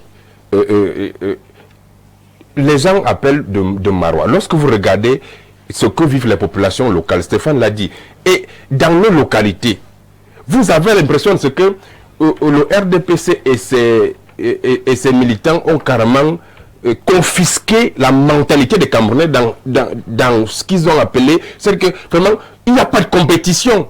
Vous ne pouvez pas, si vous allez dans votre village et que vous apportez un autre parti, un parti autre que le RDPC, vous serez pourchassé. Vous serez pourchassé. Et pourtant, cette même population passe le temps à dire dans les bars, dans les buvettes que le RDPC gouverne mal. Vraiment, on vit mal. Le maire ne construit pas de routes, il ne construit pas de forages. Mais dès que vous amenez quelqu'un d'autre, vous êtes pourchassé. Donc, je crois que ce type de mentalité... Ça peut comme vous saluez encore. Hein. Quand vous arrivez avec un autre parti politique, ce côté-là, vous êtes presque banni, vous êtes rejeté. C'est des mentalités à bannir. C'est des mentalités. La concurrence crée les conditions de développement. Effectivement. Et lorsque vous regardez comment est-ce qu'on gère la décentralisation dans notre pays, il y a tellement à faire que, et je dis toujours que c'est la seule alternative qui reste au Cameroun. Vraiment, si le Cameroun n'est pas effectivement un État unitaire décentralisé, on va droit vers le mur. On essaye une autre fois. Allô? Est-ce que c'est la bonne? Bonsoir. Oui, mon cher Jean-Jacques. Oui, c'est monsieur? C'est l'apôtre Adam Charlemagne qui revient là. D'accord, allons-y apôtre, très rapidement.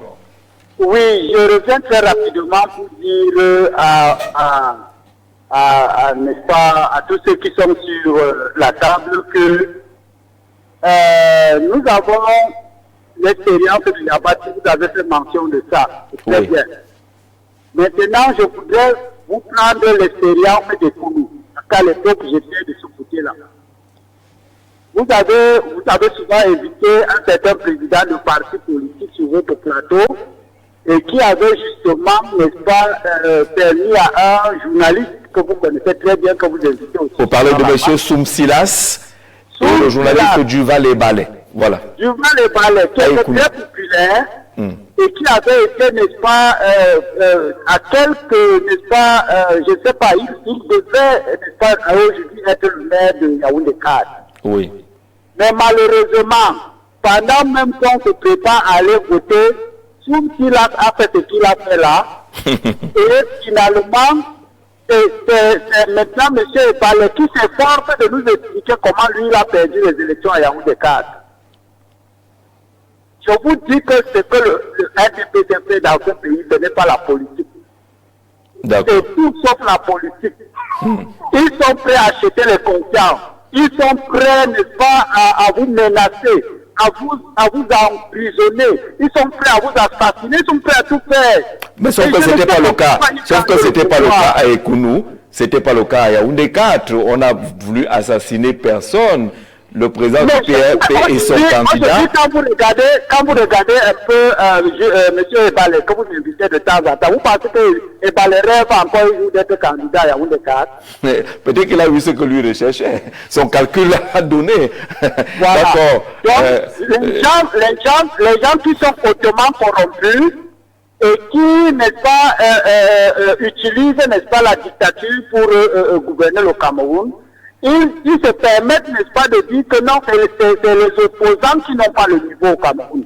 Et les gens viennent sur le plateau, continuent pourquoi, n'est-ce pas, les gens ne gagnent pas les élections à Foumbane? Prenez cet exemple-là. Oui. Pourquoi les gens ne gagnent pas les élections à Foumbane? À Foumbane, on est organisé. Il y a une machine organisationnelle permanente. Permanente.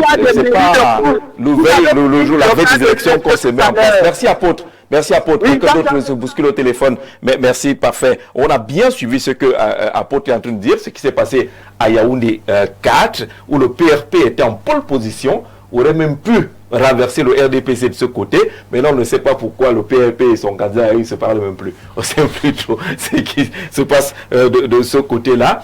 Il y a des actes des hommes politiques qui malheureusement ont laissé les espaces qu'ils auraient pu gagner parce qu'ils ont peut-être eu leur calcul. Ce n'est pas parce que c'est aussi difficile que cela de gagner. Ah oui, je vous ai dit, c'est qu'on n'a pas d'hommes politiques, on a des chasseurs de rente. Et la preuve, ce qui s'est passé à Yaoundé 4, c'était des chasseurs de rente qui certainement ont eu ce qu'ils cherchaient. Et aujourd'hui, le RDPC règne en maître là-bas. Et pourtant, ils auraient pu capitaliser cet espace politique qui leur a été ouvert à un moment donné, qui a été refermé. Donc je crois que il y a aussi un problème. Notre décentralisation a un problème de texte, Jean-Jacques. Si c'est le partage du pouvoir. Et les lois sur la décentralisation permettent le transfert des ressources et des compétences. Et pourtant, vous ne pouvez pas vouloir être autonome et demander à quelqu'un qui a un pouvoir de le partager volontairement avec vous. Sauf que nos lois demandent 15%, que 15% soit transféré. Transféré, c'est-à-dire que ce n'est pas le bon vouloir de quelqu'un qui est assis dans un bureau fécré à Yaoundé qui décide de transférer ou pas. Parce qu'il ne peut ne pas le faire. Et pourtant, ça devrait être automatisé. C'est-à-dire que la décentralisation elle-même devrait avoir... ça ne devrait pas être transféré par Yaoundé. Lorsque ça commence à être transféré par le bon vouloir d'un monsieur qui est assis dans son bureau, ça peut ne pas l'être. Et les maires en souffrent. Parce qu'il y a des messieurs...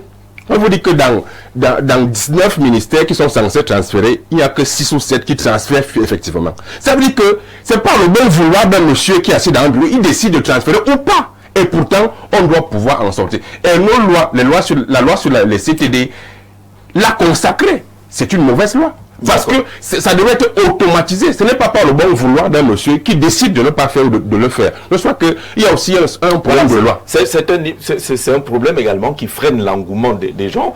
On veut y aller, mais lorsqu'on écoute les pleurs des maires qui sont là, ça démotive quand même. La loi est là, la décentralisation, le code des collectivités est là également, mais les automatismes manquent. Il faut avoir un réseau, un tuyau. Il faut avoir la ligne rouge, il faut venir s'asseoir à Yaoundé des mois et des mois pour espérer un transfert. Oui, Jean-Jacques, l'obésité dont est porteur ou tributaire le RDPC fait qu'aujourd'hui, on ne peut pas traduire tout de suite le ressenti des maires en public. Alors, le frère parle tout à l'heure de quelque chose. Il y en a qui n'osent même pas parler. Mais comment on les rencontre tous? La décentralisation devrait être une décentralisation approfondie, mais systématique. C'est-à-dire que lorsqu'on a transféré les ressources, lorsqu'on a transféré les compétences, cela devait s'accompagner des ressources. Alors, nous sommes plutôt... et c'est pour cela que j'ai souvent la faiblesse de penser que le profil du maire, n'ayant pas d'école de maire au Cameroun ou en Afrique, le profil du maire doit être préalablement prédéfini. il y a peut-être certains maires, certains hommes politiques, peut-être je ne vais pas partager son avis à 100%, certains hommes politiques qui pensent qu'ils peuvent aller sur les territoires pour apporter un plus à leur localité, à leur communauté. Mais sauf que, lorsque nous prenons par exemple à la tête de nos mairies, nous trouvons le profil des maires. Vous verrez que nous avons à 70% des fonctionnaires. Mais là où les textes marchent, là où c'est appliqué, est-ce qu'il faut être extraordinaire pour bénéficier de ce qui est prévu par la loi? Jean-Jacques, nous avons 70% d'anciens fonctionnaires, nous avons des retraités au Parlement, nous avons des gens qui ne comprennent pas réellement les questions du développement local. Donc l'idée d'abord, c'est de savoir que est-ce qu'on est administrateur des mairies, et là on ne gère pas la commune, est-ce qu'on veut des managers des collectivités territoriales décentralisées? Et là, c'est à partir de là qu'une réelle façon de penser peut être impulsée en s'appuyant sur les textes. On ne peut pas s'appuyer sur les textes si fatalement on ne comprend même pas de quoi il est question sur les territoires. C'est pour cela que je vous dis, la loi portant code général des collectivités territoriales date de 2019. Donc les maires en arrivant, qui partaient de leur poste, de leur bureau fécré, par moment, pensant qu'ils venaient manager les ressources, ils sont arrivés sur les territoires et ont trouvé que tout avait été plutôt verrouillé que libéré. Alors, à ce jour, l'an dernier, on a travaillé sur la loi portant fiscalité locale. La loi portant fiscalité locale vient de recentraliser toutes les ressources financières de Yaoundé. Les territoires suffoquent. Il n'y a pas de ressources sur les territoires. Quand je peins ce tableau, c'est pour dire que, à la réalité, à ce jour, s'il est question de s'engager en politique à ce jour, parce qu'ils sont en train de parler des populations, ils sont en train de parler aux Camerounais de se réengager, il faille d'abord comprendre quels sont réellement les enjeux de ce management d'abord au niveau de ces territoires-là. Et quand vous avez donc de l'intérieur, donc les réalités que connaissent déjà les maires, vous comprendrez donc que si une enveloppe vient encore de Yaoundé, vous ne pouvez pas la valider.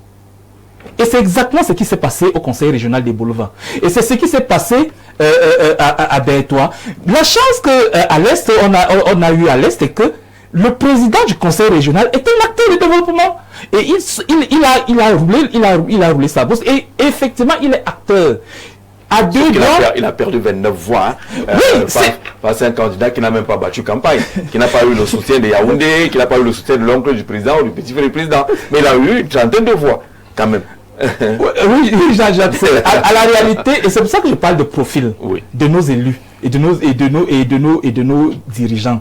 Est-ce que à ce jour, nous sommes à l'ère de l'écologie, des données environnementales qu'il faut considérer, des enjeux écologiques, ainsi de suite, et du numérique.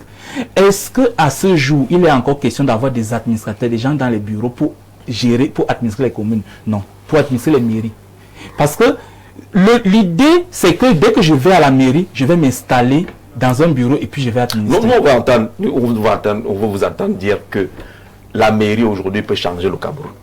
La mairie est la seule unité à la réalité qui doit changer le Cameroun. C'est la seule alternative. C'est la seule alternative, la plus factuelle. Parce qu'est-ce qu'il faut comprendre? Le frère, j'oublie peut-être son nom, il a dit quelque chose d'intéressant. Stéphane a dit quelque chose d'intéressant tout à l'heure. Le président de la République est porteur d'une vision globale. Le gouvernement implémente les politiques publiques nationales.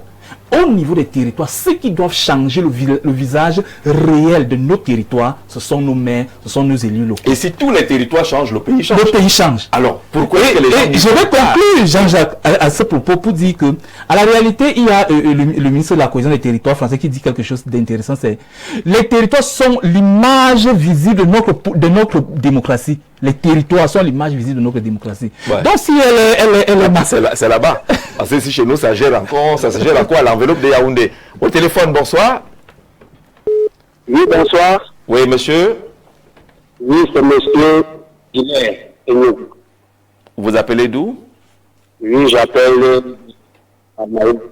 De Malmayo. Oui. Allons-y. Je voudrais dire que j'ai entendu le monsieur qu'il faut que les présidents des partis représenter dans toutes les localités Oui, c'est vrai, mais c'est difficile. C'est difficile pourquoi? Parce que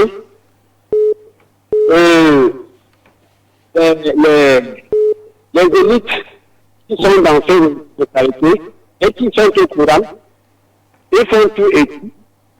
Mettez plutôt le volume, Ismaël. Qu'est-ce qu'ils font? Oui. De temps en temps, il y a, par exemple, dans un village, il y a un qui est la tête. Et il vous colle un procès. Et on vous traîne le procès. Imaginez-vous, vous avez dit que un chef de des enfants et on vous envoie en prison, vous traînez là, donc ce sont ces représailles. D'accord. Que les populations, les gens ont peur. Ont peur. Les populations, même les leaders politiques, les gens vont vers eux, mais ils ont des représentants parce que ils font tout à tout qui gagnent. D'accord. On a retenu l'essentiel. Merci de Balmayo d'appeler pour répondre à Paul Stéphane. Demander que les acteurs politiques doivent tout faire pour être présents sur le terrain. Il vous dit que c'est difficile parce qu'il y a l'élite, il y a des menaces de représailles. Vous pouvez même vous retrouver en prison si vous avez permis que l'opposition s'installe chez vous. Ce qu'il dit n'est pas faux, mais j'ai envie aussi de lui demander que... on doit refaire comment? On doit abandonner. On doit laisser les villages là où il y a fermement l'opposition. C'est là où je vais arriver. Oui. On doit laisser nos territoires, j'ai envie de dire, un seul parti politique. Même pour qu'on ait cette indépendance, entre guillemets, qu'on a, s'il y a des gens qui se sont sacrifiés. Ça veut dire qu'il va falloir qu'il y ait des gens qui soient courageux et qui disent que moi, je viens installer le FDF dans le village ici. Je viens installer le PCRN. Ce ne sera pas évident, c'est vrai. Parce que parfois, même les autorités préfectorales sont complices. Ce sont les premiers même à vous interdire vos manifestations. Parce que ça, il faut aussi dénoncer ça ici. On a une élite administrative, surtout celle de la territoriale, qui se comporte généralement comme des militants du parti au pouvoir. Pourtant, vous êtes le sous-préfet de tout le monde et de tous les partis politiques. Mais le sous-préfet a peur d'un rapport. Si le rapport monte à Yaoundé, qu'on dise que c'est dans son territoire que l'opposition est venue s'installer, sa carrière risque de s'arrêter. C'est ce qui se dit. Ça pose encore un autre problème, le problème du système politique. C'est pour ça que je dis souvent qu'on n'est pas encore en démocratie. Nous sommes dans des États où on pratique le multipartisme et on pense qu'on est dans la démocratie. Et je sors donc en disant que il a pris un très bel exemple. Vous savez, on est par exemple à Yaoundé. Est-ce que vous savez que si toutes les communes de Yaoundé sont propres, c'est Yaoundé qui est propre? Ça veut dire qu'on n'a pas besoin d'un maire de la ville. On a simplement besoin de donner à chaque maire le pouvoir de nettoyer sa ville. Et si chaque maire nettoie sa ville, on ne va même pas se rendre compte que on n'a pas un maire de la ville. Et Yaoundé sera propre. Ça veut dire que si chaque maire peut donner l'eau à sa commune, à la fin, c'est tout Yaoundé qui aura de l'eau.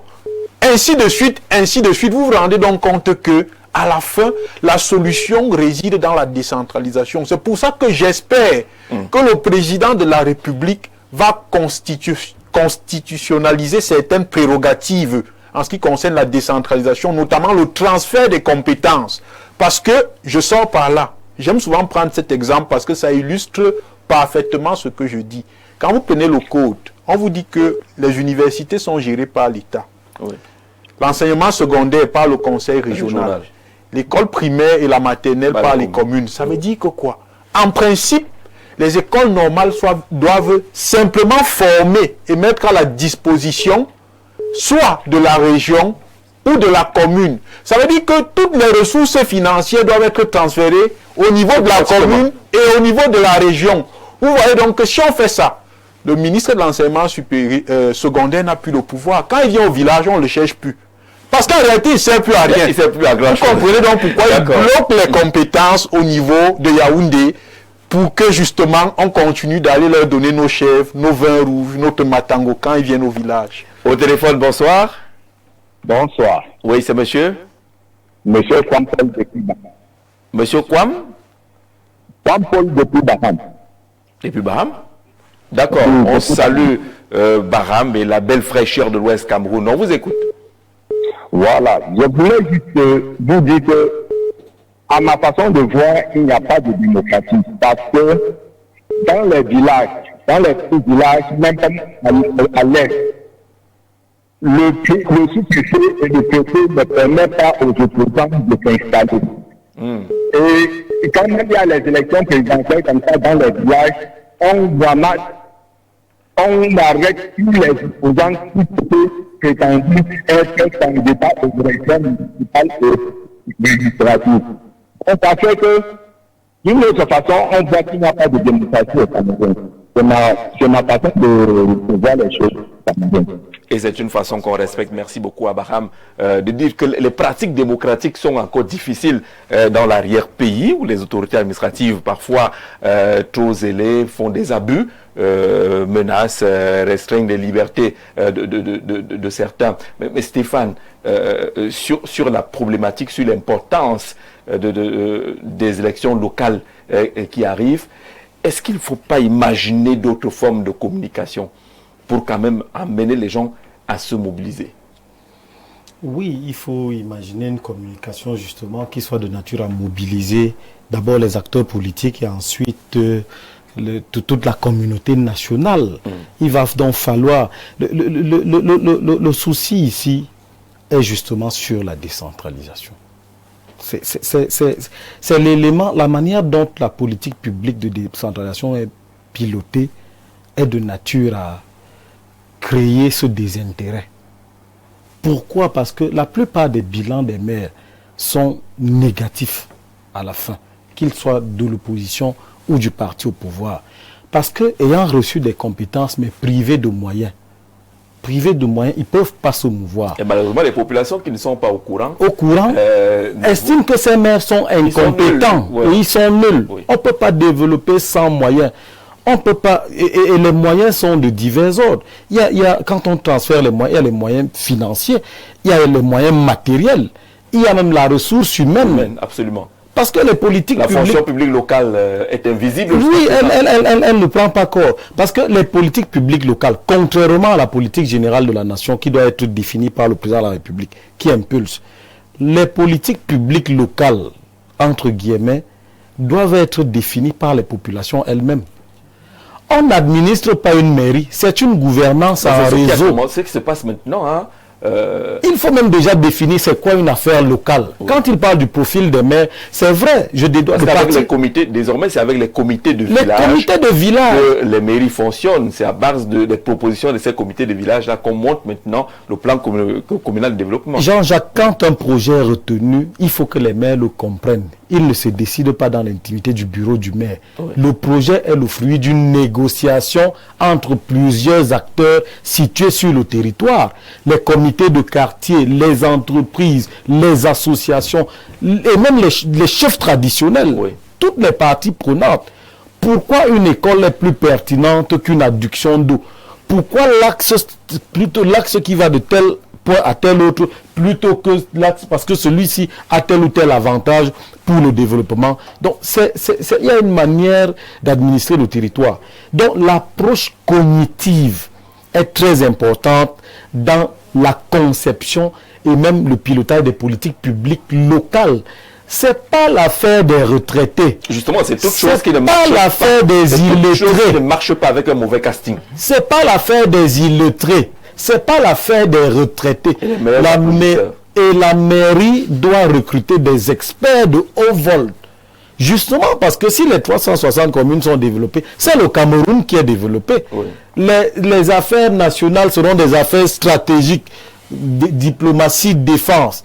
Mais le développement local est extrêmement important. Donc il faut déjà que l'État, qu'on passe de cet État jacobin qui ne comprend pas qu'il faut essayer de lâcher du lest, 15% c'est déjà dérisoire, mais ça n'arrive pas au niveau de la dotation. Alors quand vous dites pas des maires, parce que c'est pas une affaire de retraités, si on fait le bilan aujourd'hui à la tête de nos mairies, vous n'aurez pas beaucoup d'amis. Hein. Voilà le casting, c'est dans le casting malheureusement, le parti politique qui concourt à l'expression du suffrage, parce que c'est pas il n'y a pas de candidature indépendante comme prévu dans nos textes. Ce sont les formations politiques qui iront à ces élections locales.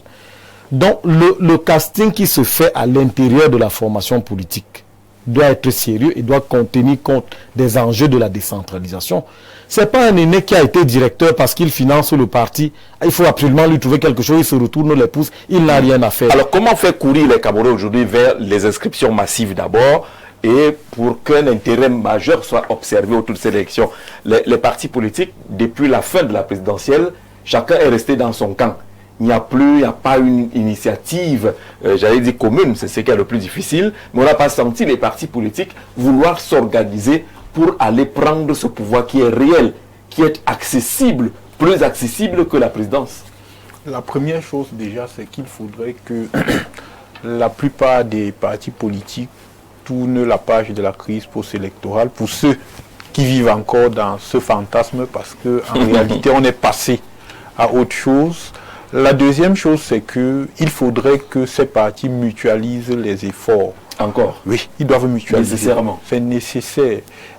La mutualisation fera que là où tu es bien implanté, je t'accompagne avec les hommes que j'ai déjà là-bas. Et là où je suis bien implanté, tu m'accompagnes là où... Et c'est à vous que quelqu'un demandait tout à l'heure pourquoi ça marche dans le Noun.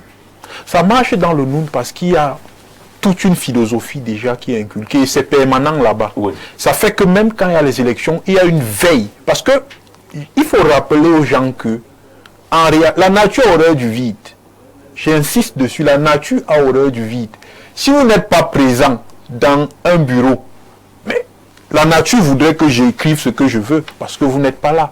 Or, dans le Noun, je dis bien, c'est toute une culture. C'est un peu comme dans le Nyon Ekele. À la limite, un parti communautaire. Oui. C'est un peu comme dans le Nyon Ekele. Dans le Nyon Ekele, c'est toute une culture. Vous savez qu'il est facile pour vous dans le Nyon Ekele de battre le RDPC ou le parti au pouvoir parce que pour eux, le RDPC c'est la continuité du parti d'Aïdjo. Et ils ont l'impression que c'est Aïdjo qui continue de gouverner à travers le RDPC. Donc il est facile pour vous quand vous êtes opposant de battre. Pourquoi? Parce que culturellement, les gens même vont vous aider à surveiller votre élection.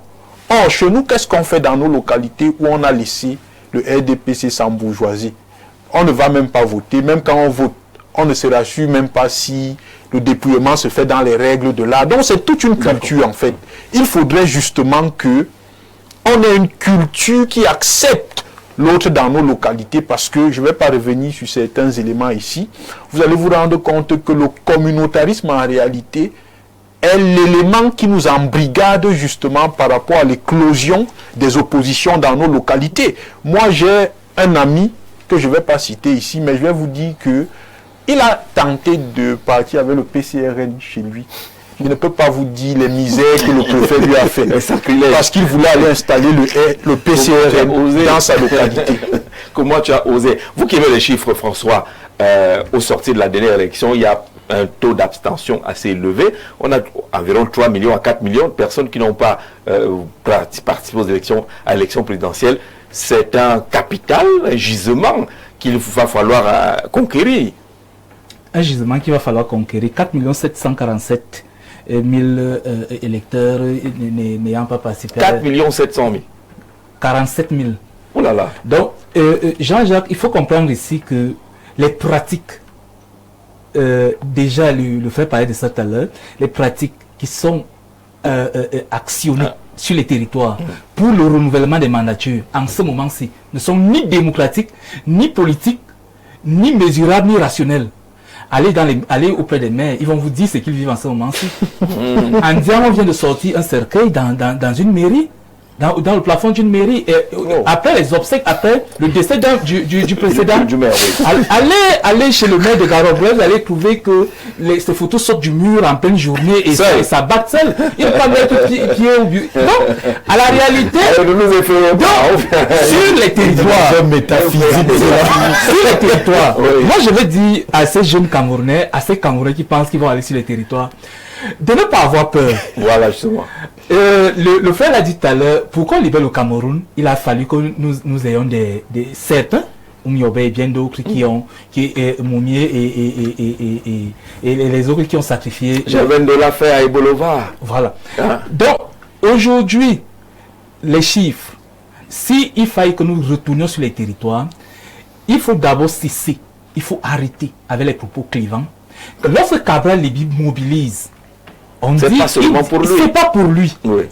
Comment on peut mener une synergie d'action si à peine je vous rappelle, juste qu'allons nous inscrire sur la liste électorale, vous commencez tout de suite avec du persiflage, la sorcellerie, c'est compliqué. C'est compliqué. Et on ne peut pas aller, on ne peut pas exprimer. À un moment, on se pose une question, il vous montre une direction, vous regardez son doigt. Au fait, il vous montre une direction, vous regardez son doigt. Le frère a évoqué quelque chose de 35% des voix exprimées pour le candidat Issa Chiroma. Le problème à ce jour, c'est ce qui s'est passé à la veille des élections présidentielles. Lorsque le président Chiroma n'est pas au Cameroun, le FSNC n'est pas structurellement organisé sur les territoires. Bon, alors, comment voulez-vous que lors des renouvellements, vous ayez donc les députés du FSNC, les maires du FSNC, alors que les organes de base, les organes qui doivent exprimer le vote ne sont pas là. On évoquait quelque chose. On va sortir par là parce que... Une bonne démonstration a été faite tout à l'heure avec les conseils municipaux qui votent les sénateurs. Comment nous allons conclure l'action? Comment nous allons accompagner l'action des territoires, le développement territorial, alors que nous sommes en train de perdre sur les territoires aucun conseil municipal.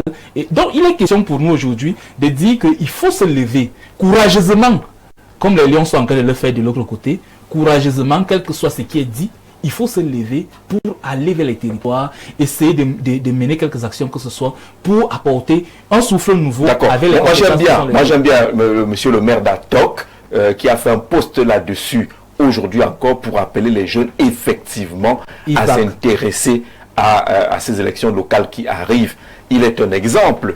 Il a entendu tous les discours possibles avant les dernières élections. Non, tu es trop jeune, ne viens pas dans cette affaire-ci. Il y a déjà eu un maire qui est mort ici à Tok, l'autre ainsi de suite. Mais il est allé aux élections et ça s'est bien passé. Il appelle donc les jeunes à plus de courage pour aller prendre justement le contrôle des collectivités territoriales décentralisées. Stéphane, docteur, n'est pas d'accord que ce soit une maison de retraite, que c'est pas là-bas qu'on va se reposer, même s'il y a des retraités qui ne sont pas mauvais aussi. Comme un asile de vieillards.